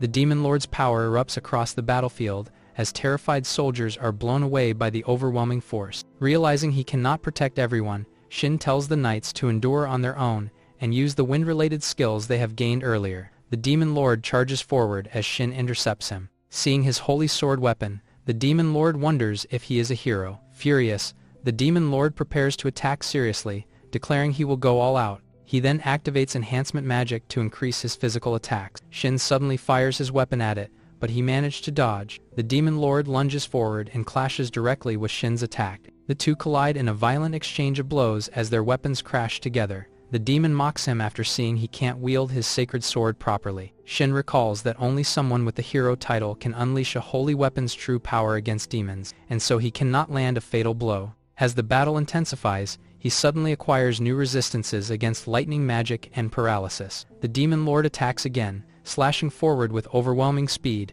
He notices he keeps gaining resistances to poison, disease, and corruption while enduring the demon's status attacks. He gains praise from the demon for holding up, but also planning to end the fight soon. Shin's HP remains stable thanks to level difference, skills, and automatic healing. Furious, the demon lord charges again, but he swiftly swings his holy sword to its direction, cutting his arm. The demon lord comments that he has quite a sharp weapon. The demon warns that each time Shin strikes him, he will spawn new minion. Laughing confidently, the demon lord declares that without the hero's power, Shin cannot possibly kill him. Realizing the sword alone is useless, Shin concludes that magic may be his only option. He considers powerful spells like Meteor Shower, but hesitates, knowing such magic could destroy the city and harm Xena. While he thinks, the demon lord charges forward with another fierce attack, and they continue to exchange heated strikes. Surrounded by his enemies, the demon lord scoffs that such weak magic could never hinder his enjoyment. Growing angrier, he roars that he is furious and prepares another violent attack. Raising his weapon, Shin declares that he will not allow the demon to continue. A sudden blast strikes the demon lord, interrupting his advance. Staggering from the hit, the demon lord admits he became careless. Watching the demon regenerate, Shin realizes wounds from his magic gun heal slower than sword cuts. After finishing a quick crafting process, he plans to distract the demon with fire blasts before firing the spell gun at close range. Activating the spell, he launches another fire shot toward the advancing demon. Shin recalls that casting Meteor Shower directly is far stronger than using a scroll. The demon lord roars that such an incredible fighter, being a mage, is completely absurd. Shin explains that he is only using the beginner spell Fire Shot, and too much power makes it hard to control. He declares that their fight is over, and charges toward his enemy again. He recalls the rule that only a hero wielding the sacred sword can defeat the demon lord. He rises again and Shin launches another fire shot directly at him. He reflects that the enemy is an upper demon close to divinity, Yet even with a holy sword he still lacks the title of hero. He dives forward and slashes again,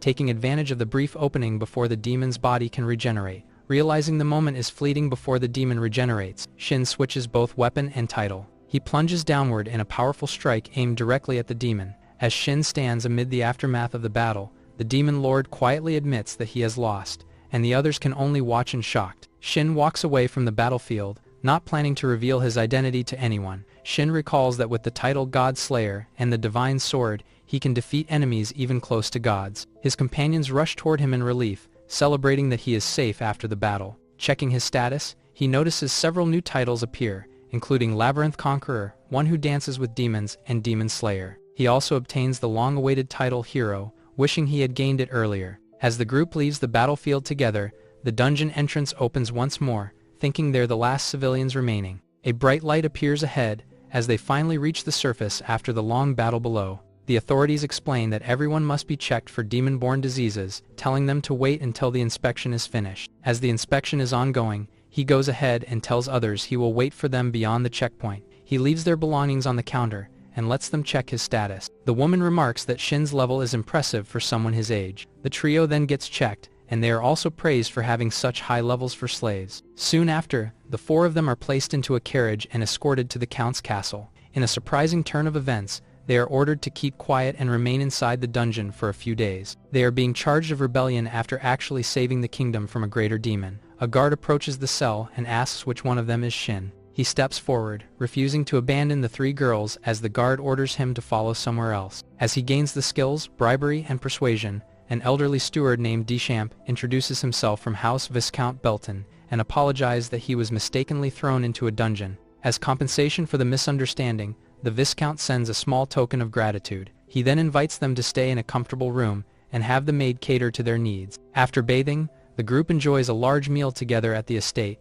grateful to finally relax. The girls excitedly jump onto the soft bed with Shin, after they begged him to sleep together. After enduring the battle, Shin struggled to stay awake and finally drifted to sleep. During house arrest, Shin spends the time productively studying while the girls stay beside him. He requested a better treatment for prisoners and asked them to formalize the slave ownership contract soon. He confirms that if an owner dies in the labyrinth, it is possible for him to become the new owner. The official explains that Yamato stones can reveal his record and evaluate his gift. 5 days later, Xena and the priestess Auna visit.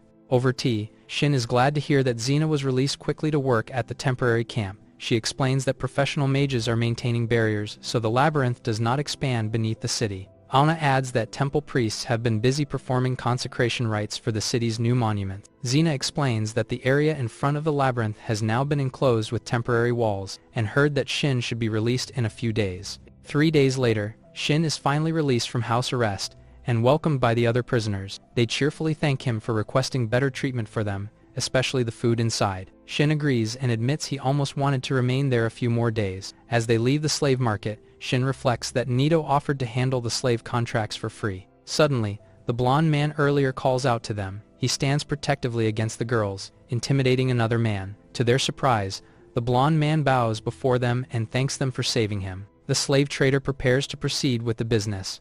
Later, the girls stand beside Shin as he is now their formal master. Nito invites Shin to look at the few slaves left over from the recent auction. After listening politely, he notices 2 familiar girls and realizes he has seen them before. One of the girls quietly introduces herself as Lulu, who seems so delicate and has etiquette for a slave. Shin suddenly notices another girl and is surprised by her striking beauty. Nito explains that she was not sold because her bright violet hair is considered ill-omened. The violet-haired girl politely greets Shin and introduces herself as Arisa, who became a slave after losing her country. The two stand next to each other, drawing attention with their unusual appearance. Nito points out that they are sisters despite not looking alike. An idea struck him, and he leans closer to test the idea, whispering something to Lulu, but she didn't respond. Realizing his guess was wrong, he concludes they are not Japanese after all. He tries the same to Arisa, and whispers near her ear, catching her completely off guard. She suddenly panics and flails around, shouting for someone to get the spider off her. He realizes she understood the warning because he spoke in Japanese. He realizes that she is the same as him.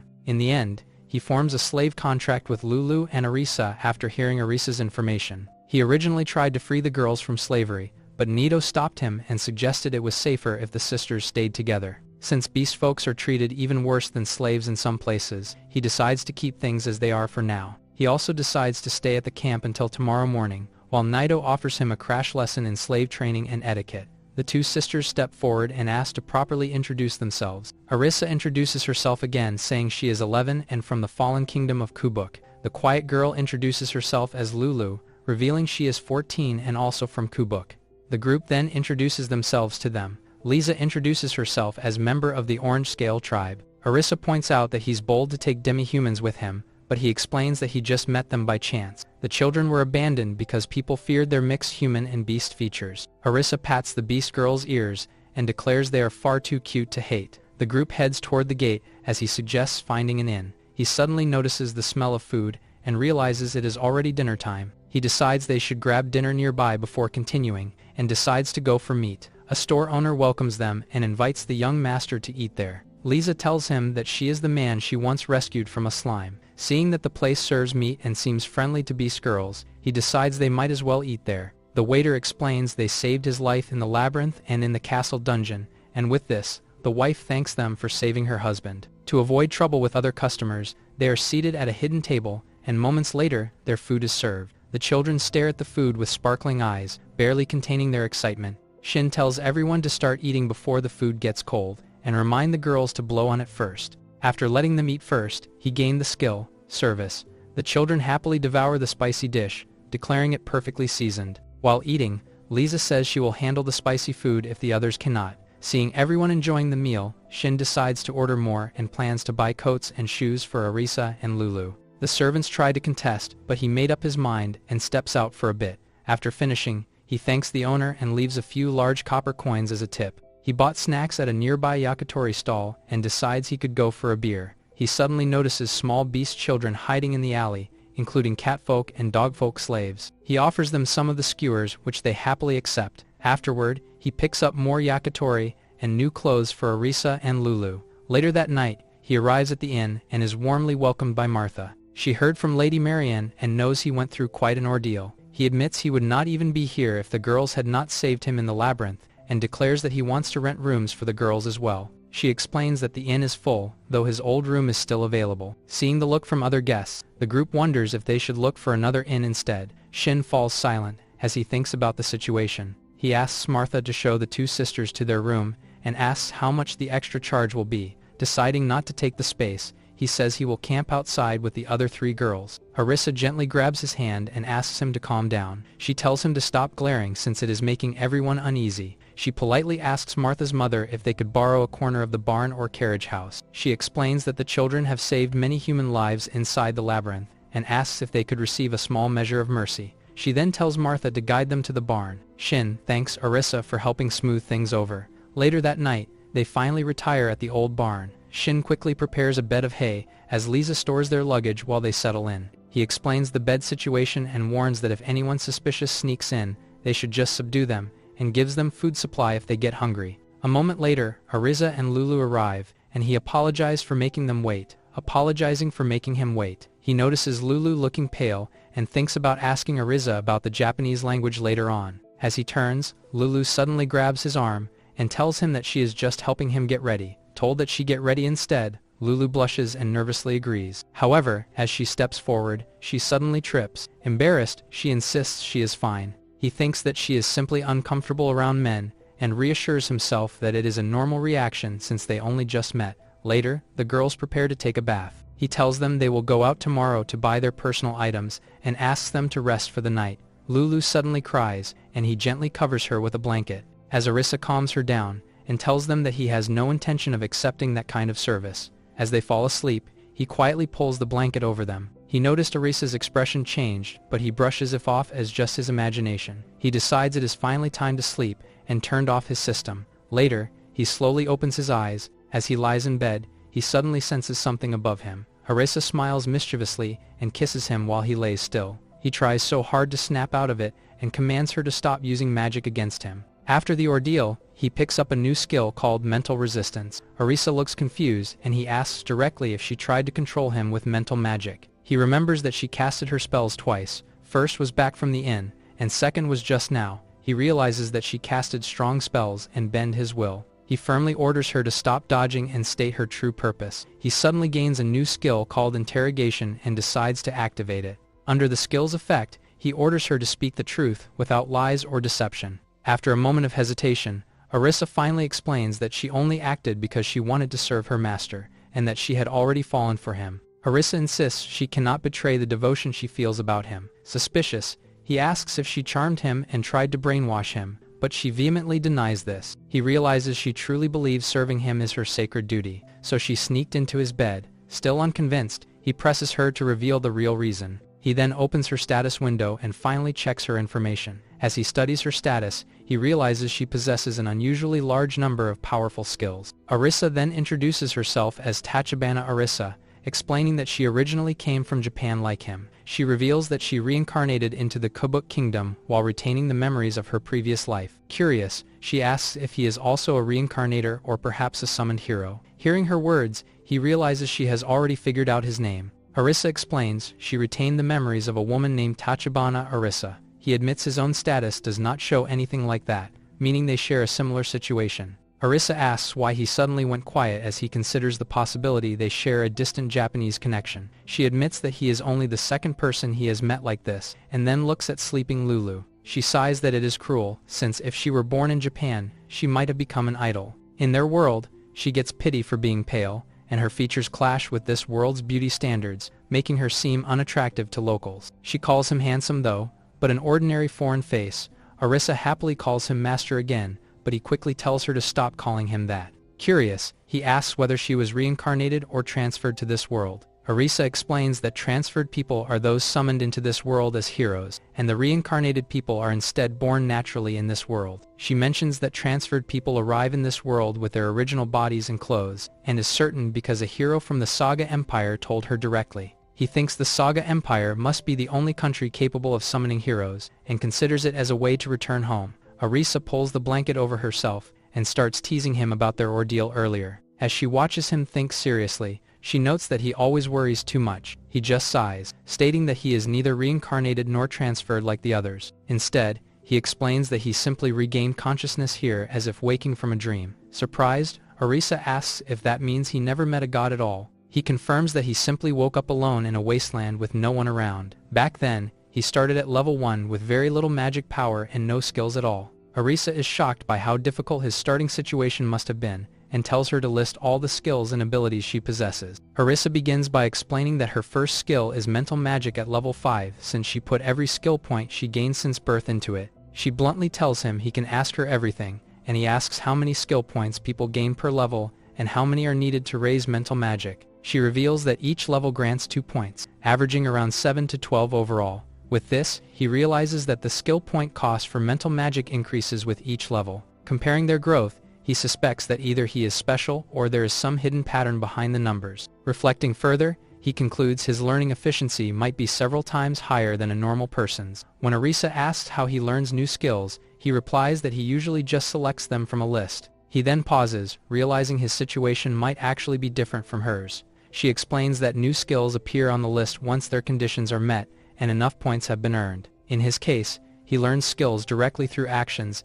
and believes key skills might be involved. Thinking it over, he realizes reincarnators and transferred people like them may simply be more special. She then elaborates that the self-check skill allows someone to confirm their own status and see detailed information. Hearing this, he concludes that his ability to freely pick skills from the list must come from that self-check ability. She adds that skill concealment lets her hide her abilities and recheck them later without leaving any trace. She admits she wanted appraisal but lacked enough reincarnation points, while he notes it is the skill used to view others' status. He adds that even his AR display shows her information as unknown because the goddess granted her concealment skill. She then shows her item box ability, describing it as a storage system similar to an in-game inventory. Unlike heroes with infinite inventory, her item box holds limited slots but can stack identical items.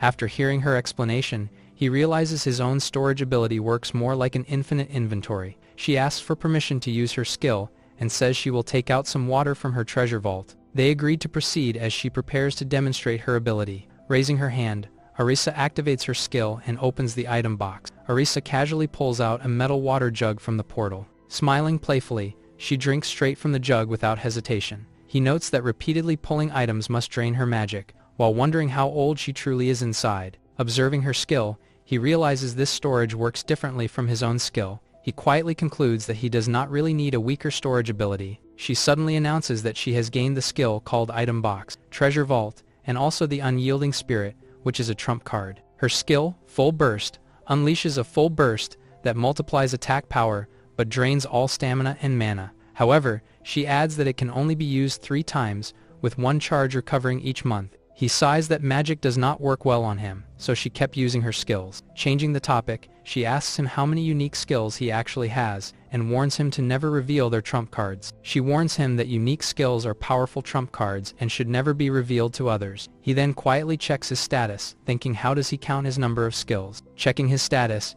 he quietly realizes that he possesses 4 unique abilities. Arisa remarks that having many unique skills means a person has a greater soul capacity according to the gods. He concludes that, like a gamer, he probably has not met the conditions to unlock the other 3 yet. Curious, he asks how she used mind magic without chanting, and she explains it is a hidden function of the self-status skill. She explains that once a spell is learned, only the final activation keyword must be recited in the mind. Surprised, she realizes he has been struggling with incantations and asks if he cannot properly use magic. Changing the topic, he asks her to show what items she keeps in her item box. She happily opens it and spreads several belongings across the floor, including 5 spellbooks for mind magic. Looking through them, he notes there are a lot of clothes, like a sailor uniform, and maid outfit herself as a hobby before reincarnating. When he suggests selling the spellbooks to buy her freedom, she reminds him that slaves cannot keep money anyway. She elaborates that a purple-haired girl like her selling hated mind magic books would only bring trouble,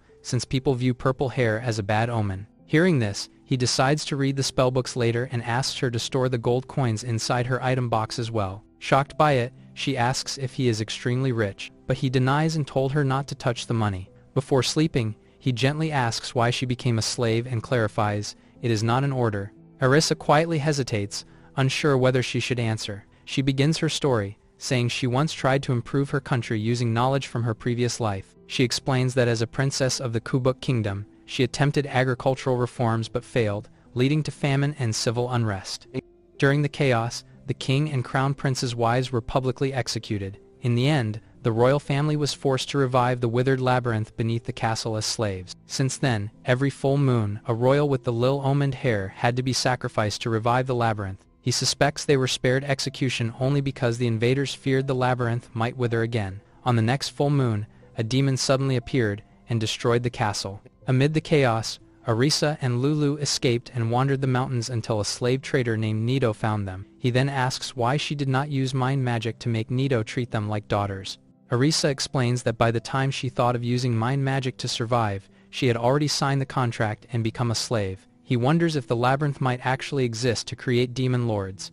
Arisa says, some scholars believe that, though the gods have never confirmed the theory. With this, he asks whether she has ever been to Selvyra, the famous labyrinth city. She replies it was actually a labyrinth that appeared along the road to Selvyra after a disturbance Nito got caught in. Shocked, he asks if she means a demon created an entirely new labyrinth. There are only 6 active labyrinths exist, the last appearing over 10 years ago, and creating one requires a legendary artifact. He wonders if the demon's goal might have been mass-producing monsters to fight heroes. She replies that it could have been a preparation for something bigger, noting an ancient labyrinth like Selvyra would already suffice. She wonders if she could enter the Seru labyrinth because she wants to level up. He agrees, and promised to ask his contact. Hearing he might help her enter the labyrinth, Arisa happily hugs him and thanks him. He spends the night thinking about the things he discussed with Arisa until he falls asleep. As he lies in bed, he wonders if he overslept and decides he will deal with the consequences later. Suddenly, Xena and Martha burst into the room, shouting his name and asking if he is awake. He rises from the bed and greets them back. Beside him, Arisa remains asleep.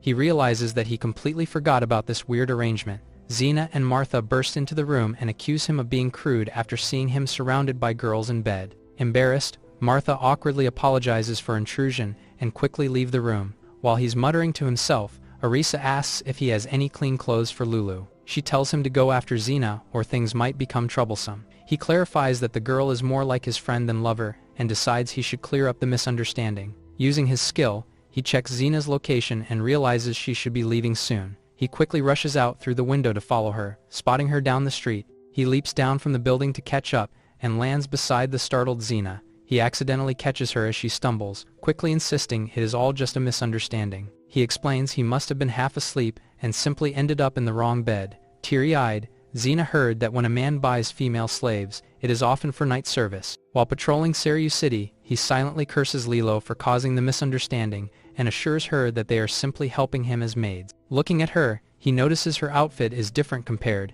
and compliments her. However, he thinks that it's too thin for the cold, so he suggests to take her shopping as well. Excited, Xena happily agrees. After comparing many stoles, Xena eventually accepts the gift of a pink stole he chose for her and is in a great mood when they leave. When they return home, Arisa greets him cheerfully, glad that he cleared up the earlier misunderstanding. She was hungry, so she asks Lisa to get her something to eat, and reports that others are still eating nearby. Shin goes back to his room and wash up, and later joins them. He gathers the girls and hands over money to let them buy clothes for everyone, and reminds them to be careful outside. The children happily promise to guard everyone. Before they leave, he reminds them that if they find a life magic caster, they should ask them to use cleaning magic on them. Arisa asks permission to use her magic, and he grants her. As they walk away, Xena comments that the slaves seem quite casual with him, and this is what he prefers. She asks about his plans, and he replies that he has the day off, and asks if she is returning to her original unit.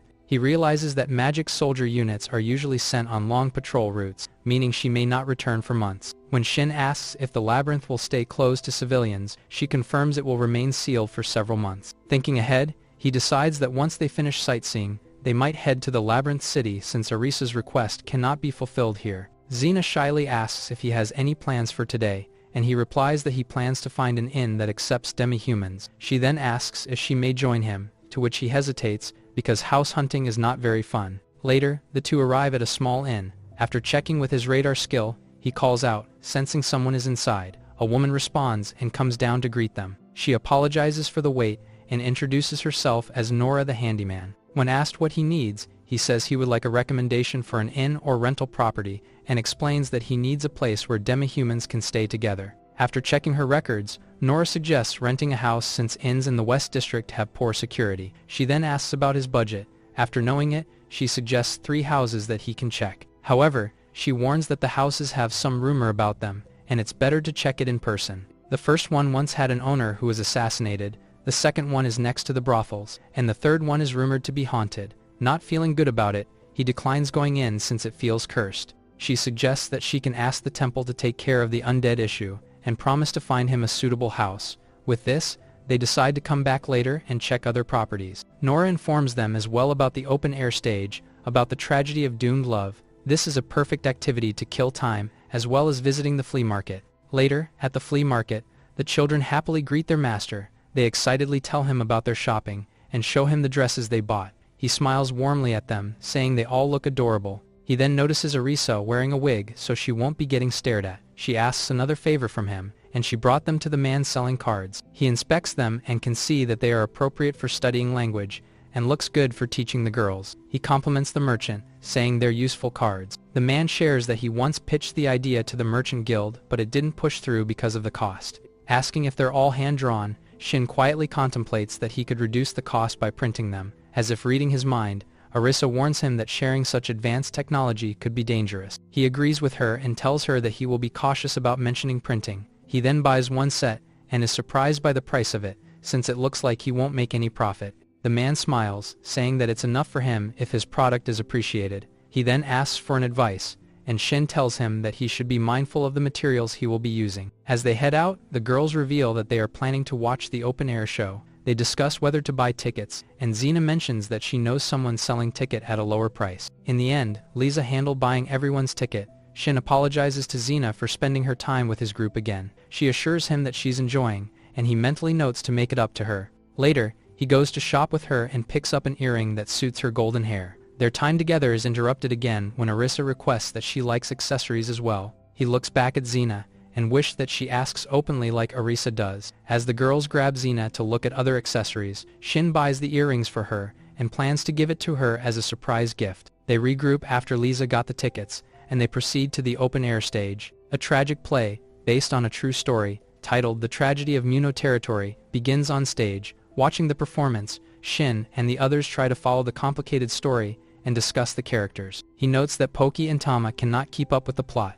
On stage, the dramatic lovers exchange passionate lines before the audience. Shin and his companions continue to watch the play together, while the Beast girls relax sleepily on him. While watching, he absent-mindedly wonders how Arisa's name would be written in kanji. He gently pats Tama's head while she's sleeping. On stage, soldiers corner a mage and accuse him of daring to oppose them, and that he tried to abduct Lady Liana, the fiancée of Marquise Muno. The noble condemns the mage and declares his sins unforgivable. The accused man's family is suddenly executed as the blade drops from the guillotine. Xena and others gasp in shock while the audience reacts wildly at the dramatic execution. As the mage cries for his family, the noble declares that the commoner who opposed the Marquise will die without mercy. The scene erupts into chaos as the accused mage fights back against the soldiers. Watching the dramatic battle, Shin wonders why they do not simply use magic for stage effects. The mage vows revenge, claiming no one is left to protect the innocent. A maid suddenly steps forward and draws a hidden dagger, earning a reaction from the crowd. She swiftly attacks the hooded man from behind and drives the blade into his back. Shocked, the man curses her and asks if she was secretly working for the Marquise. The maid coldly declares that he is not worthy of the lady as she finishes her strike. Zen, the mage, suddenly collapses from the stab wound as Liana rushes to his side in shock. Cradling him in her arms, Liana tearfully calls his name as the maid reveals the dagger was coated with deadly wyvern venom. As his life fades, Zen weakly tells his beloved they will meet again in the next life. Liana cries out in despair while Xena covers her mouth as the tragic scene unfolds. Refusing to return to the Marquise, Liana declares she belongs to Zen. With resolve, she drives the blade into herself, which makes Xena gasps in horror as the girl collapses from the fatal wound. The crowd erupts in loud reactions as the tragic performance reaches its dramatic climax. As the audience erupts in applause, Shin tells the girls to go back to sleep. He realizes the story is not over yet and remarks that the tragedy is continuing. In the play's final act, the protagonist's corpse rises as an undead and vows revenge against the Marquis' entire family. The poisoned dagger had no effect because the protagonist possessed an immortal body. Just as the undead prepares to take revenge, a wandering paladin appears and defeats him before he can act. The crowd loudly praises the unexpected twist as the story continues. The undead protagonist curses the land and vows to rot there forever. He declares that he will drag Marquise Muno's territory down with him in revenge. The paladin confronts the Marquise, who solemnly claims he will sacrifice himself to protect his people. Watching the scene, Shin notes that the paladin is overacting and that the Marquis' sudden change feels suspicious. In the end, the play concludes, with Marquise Muno sacrificing himself to lift the curse, dying to save his territory. After the performance, the group leaves the theater as Shin remarks that he feels thirsty. He returns with drinks, and the girls gratefully thank him. Since he is getting hungry, he decides to buy food from a nearby stall. Arriving at a food stand, Shin notices something interesting about the dish being prepared called clap, which made from gabo vegetables. A woman approaches Shin and asks if he is a traveler from abroad. She asks how he liked the play and comments that the ending was quite terrible. He wonders if the Marquis' sudden change or the paladin appearing without warning caused the strange ending. The woman agrees and begins explaining the story behind the play. She says the original script ended with the mage killing the paladin after taking revenge, but nobles forced the ending to be changed. In the original story,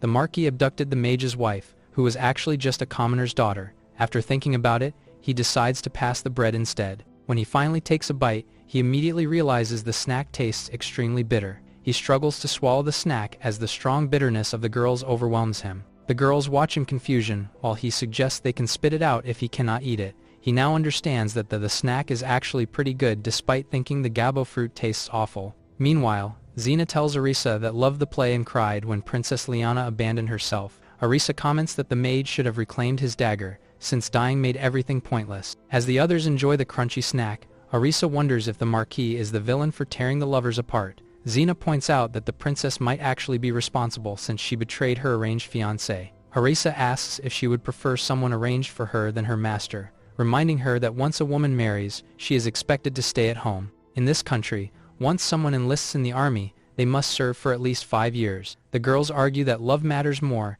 and that a woman must be brave enough to ignore her family for someone she loves. Arisa warns that if she continues to be complacent, she might lose their true love to someone else. Before it escalates further, Shin cuts in and tells them they have said enough and asks her to apologize to Xena.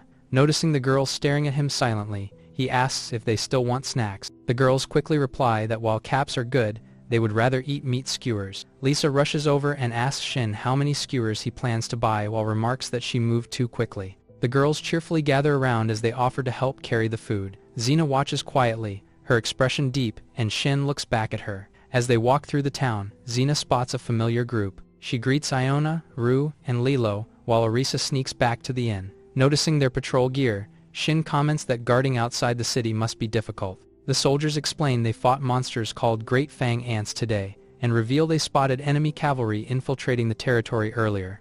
Shin realizes the infiltrators may have intentionally lured the Great Fang Ants toward their side, and observes that their leader was the one wearing a red helmet. Furious at the thought, the girl declares that the next time she finds those infiltrators, they are going straight to the gallows. After thanking Xena for the information, the soldiers bid goodbye before returning to their duties.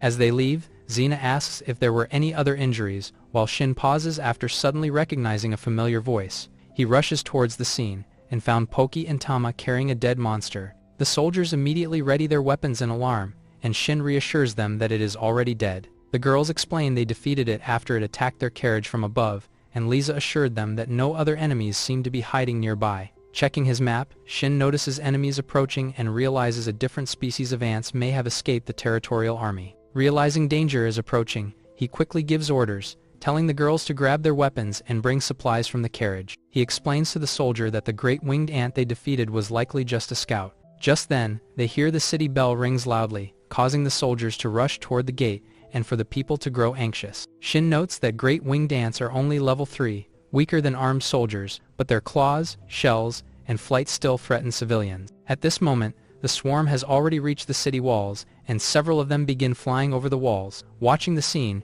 Shin notes that the anti-monster barrier on the wall appears to be working. However, he realizes the ants are slipping through the barrier, and recalls that the Dragon Valley barrier had physical resistance, unlike this one. Deciding to keep them safe, he tells Arisa to take Lulu and hide in the back of the tavern. He then orders Poki and Tama to guard the tavern entrance while the girls ask what he plans to do. He replies that he and Lisa will drive away any monsters that get close to the inn. As the city gate begins closing, soldiers rush to secure the entrance while the alarm echoes across the walls. Xena helps neutralizing the monsters, as the other soldiers offer support. With Xena's magic and the crossbows suppressing them, the ants stop flying recklessly and begin retreating. As he watches the insects, Lisa steps in and tells him to leave the battlefield to them. She lunges at the enemies and attacks, annihilating several ants in one strike. He notices several ants flying over the barrier and aren't attacking. He then realizes that few of them got into the inn. Fortunately, Tama and Poki protect the entrance.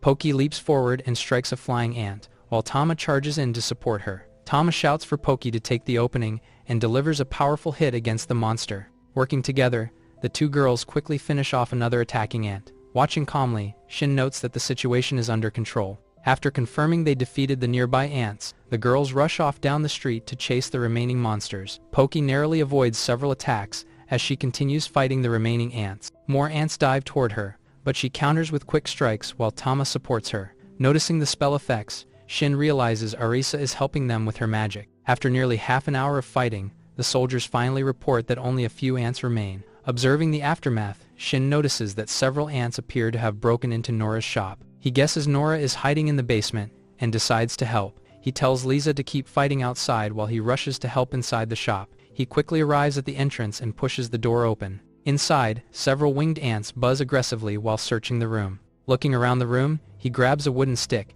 and swings it repeatedly to their direction, smashing several winged ants as they swarm toward him. After crushing them and acquiring a new skill, he notices the hidden door full of holes and realizes that was a close call. He calls out to Nora and asks if she is alright, and she quickly confirms from inside. He notices the staircase is covered with acid left behind by the ants, making it dangerous, and wonders if crushing rocks would be helpful to cover it. Just then, a man rushes to them and performs a spell, Ivy Control, calling forth thick vines. Using his magic, the man summons vines that quickly saves Nora. She thanks Shin and Yasu. Shin realizes that he is the infamous jack of all trades, and an elf. Nora confirms that he is an elf, and Shin admits he has never seen someone with green hair before. When Shin asks if she is an elf with long ears, Nora clarifies that he is actually a forest fairy type elf. She points out that his race is actually called the Long Ears, which is different from normal elves. The founder of the Saga Empire once mistakenly called the Long Ears elves, and people still confuse them even 1,000 years later.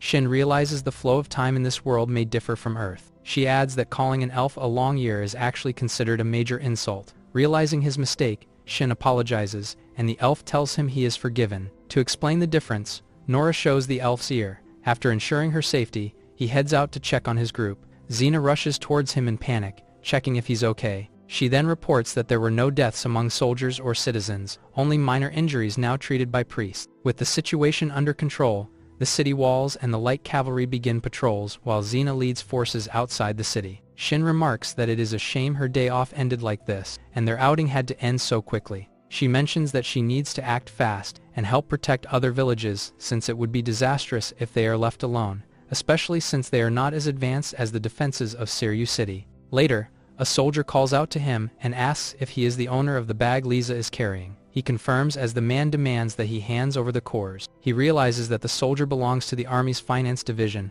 who forcefully takes the bag from his hand. As the soldier walks away with the bag, he suddenly calls out for him to wait and asks that he issue a receipt. The soldier is insulted, and he remarks that a true merchant always stays cautious and should rely on paperwork. He notices the price offered for the cores is slightly below the market rate. After the correct calculations, he is told that he can redeem it for cash at the government office. Once he secured the seal, the soldier remarks that Shin is quite a convincing merchant. Shin clarifies that he's just careful, and quietly mutters that the soldier is shady. He then receives notifications for new skills and title. Later, the group realizes the first ant that Tama defeated must have slipped into the city earlier with a supply wagon. Proudly, Tama and the others celebrate after they successfully protected the inn from monsters. The innkeeper guides them toward a quieter spot beside the building. While they cannot give them a free room with paying guests, they prepared a meal as thanks for helping protect the inn. As delicious food aromas fill the air, Uni arrives with the fruit Shin requested, intended to give it to Lulu who has poor health. He decides that after dinner he should visit the apothecary. Soon, the children excitedly call for their master.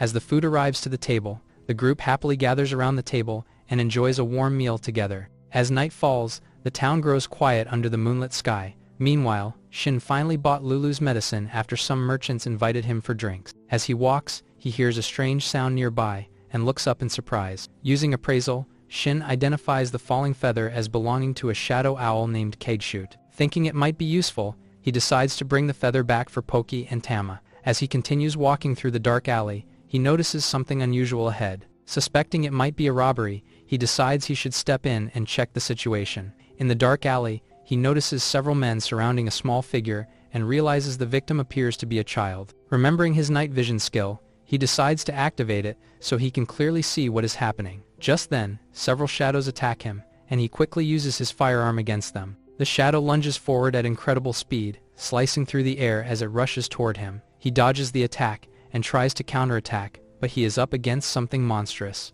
Realizing the child will be killed if he hesitates, he pushes himself to defeat the enemies. He aims at it and the shadow lashes out violently, forcing Shin to run to avoid the deadly strike. He leaps midair and attacks the shadow again, finally defeating it. As he lands, he sees another shadow ball defeated by magic. After defeating the rest of the shadows, he quickly runs to check on the injured victim. As the figure lifts his head, he realizes in shock that the victim is not a child, but a rat folk man. He glares at Shin suspiciously and demands to know who he is. He realizes that someone else is hiding beneath the bundle the ratman is protecting. The wounded ratman admits he will not last long and begs him to protect the princess. Understanding the situation, he assures him to leave everything to him. With this, he unlocks the first aid skill and earns the paramedic title. After escaping with the princess and the ratman, they reach the back entrance of the general store. He checks their status and sees that both Nora and Yasu are now asleep. He unlocks the door and gains the lockpick skill and quietly slips inside the room.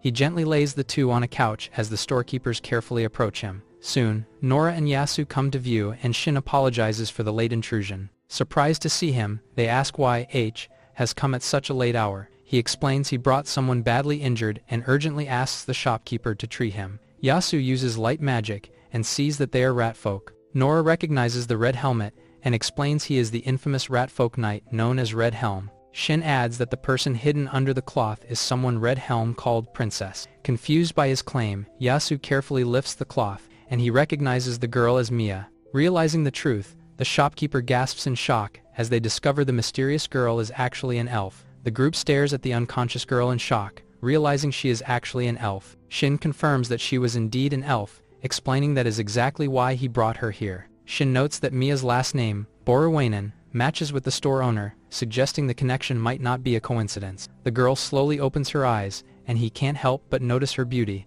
He then asks what they should do with the injured Red Helm. Nora explains they hesitate to act because Red Helm is Mia's benefactor. She then clarifies that Mia is not actually a princess despite what was said earlier. Shin points out that the more urgent issue is treating Red Helm quickly before his condition worsens. Nora suggests calling Horn, a former priest living nearby, since he can treat complicated injuries, and decide to remove the distinctive red helmet to avoid attracting attention. He insists on accompanying Nora, warning that traveling alone at night is dangerous. Night fades into morning as the city awakens under the rising sun. Aressa scolds Shin since she suspects that he visited a brothel. He told her to calm down as she continues to question him. He calmly explains that while fetching Lulu's medicine, he ended up saving a dying beastman on the way back. When she asks if it was a woman, Shin clarifies it was actually an old man with a brooding appearance. The girl excitedly misreads the situation and loudly wonders if it is some kind of romantic scenario. Meanwhile, Lulu wakes up in bed, looking weak but conscious. She tells him that she feels much better than yesterday. He then gives her the medicine he bought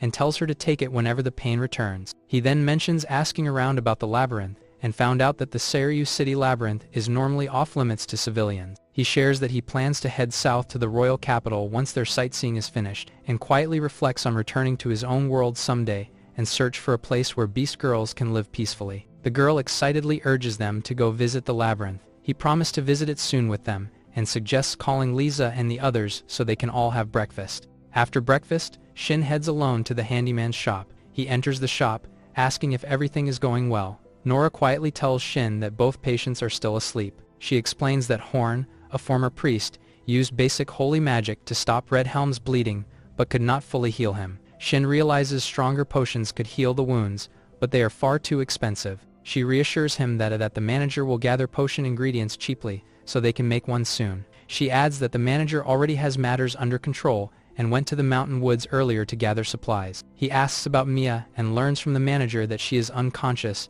due to severe mana exhaustion. He recalls that treatments like mana transfer or spirit revitalization could help, but he first checks her status screen. The screen reveals Mia's full profile, confirming she is an elf and currently unconscious. He notes there are no curses or illness, concluding her stamina is low while her mana is slowly recovering. Nora remarks that a mana-restoring potion could heal her quickly, but such potions are extremely expensive, and she could recover naturally if she stayed somewhere filled with dense mana. Shin suddenly focuses on the idea of a mana spring, and recalls that the springs in Dragon Valley are under his control. As he considers this, he checks Mia's status again, and sees that her condition has stabilized. He then mentions hearing something upstairs, suggesting Mia may have awakened. She remarks that Shin's hearing is surprisingly sharp, almost like an elf or a rabbit fox. They head upstairs toward the room where Mia is resting. Nora checks on her while Shin waits outside. She tells Mia that Shin was the one who saved both her and Red Helm. They learn that the red-helmeted ratfolk knight is named Mize, who is still currently resting. Mia quietly notes that the man outside the door is called Shin, who asks if he can come inside the room. Nora opens the door and lets Shin enter. He immediately notices Mia's unusual silver eyes, and he introduces himself as a traveling merchant. Mia wonders if he might be a spirit user, and he admits he has never actually met one before. Nora explains that the only people with the gift called Spirit Sight can see spirits. He realizes Mia possesses that rare ability while most elves cannot perceive spirits without it. Nora asks if she can eat something, and leaves to prepare porridge, and asks Shin to keep Mia company. They end up talking but without Nora's translating Mia's broken speech. Shin gradually understands a few words from the elven language. From this, he deduces the concept of magical essence flowing through the earth, and gains the skills elven language and cipher decoding. Nora soon returns carrying a tray and prepares a warm meal for Mia. She happily remarks that Mia's appetite has returned as the elf begins eating. After thanking them for their help, Shin apologizes for the trouble and prepares to take his leave. Surprising Mia, she suddenly reaches out and stops him. He gently assures her that he will stay by her side until she falls asleep. Shin walks back toward the house after finishing his errand. As he approaches, he hears the girls practicing words using learning cards. Aressa leads the practice confidently while the others cheer and keep studying. He realizes they are learning characters from cards bought at the flea market. Noticing his return, the girls excitedly welcome their master back home. The girls excitedly show him their progress and proudly tell him they can now recognize several letters. He praises their effort,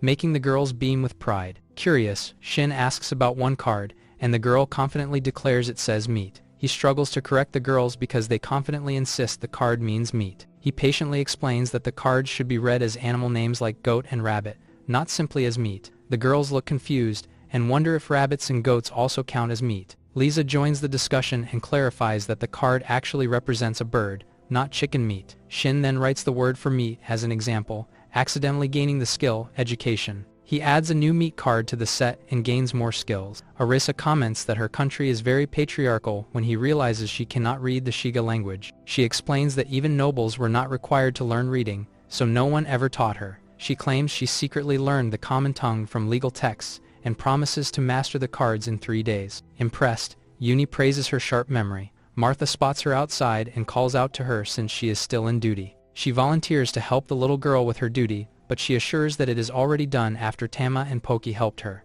Shin praises his girls for their hard work, while Martha reminds Uni to always report back after finishing tasks. Later, the girls rush in cheerfully and introduce themselves to Mia. Shin explains he brought them because the rescued rat folk wanted to meet the princess, guarded by a rat folk knight. Mia looks confused as the girls greet her warmly. He notices Mia's eye color has changed from silver and realizes she had been using her spirit sight earlier. The girls excitedly admire her beauty, while Risa can tell that she's not a rat folk princess. They continue to hang around Mia, and he tells them to take care of her as he heads downstairs. Once again, she tries to stop him from leaving. Downstairs, Nora thanks Lulu for preparing delicious snack. Nora recalls that Shin mentioned being a traveling merchant. When asked about it, he explains that he once had a pack horse, but it ran away during the meteor shower. She hesitantly says that if he has enough funds, she has something to offer, and asks if he would be interested in buying a carriage. She explains that a retiring merchant acquaintance is selling a carriage with 2 draft horses. Shin thinks the offer sounds good but admits he has never driven a carriage before. Lulu quietly approaches, and he encourages her to speak if something is on her mind. Lulu shyly admits she has handled carriage before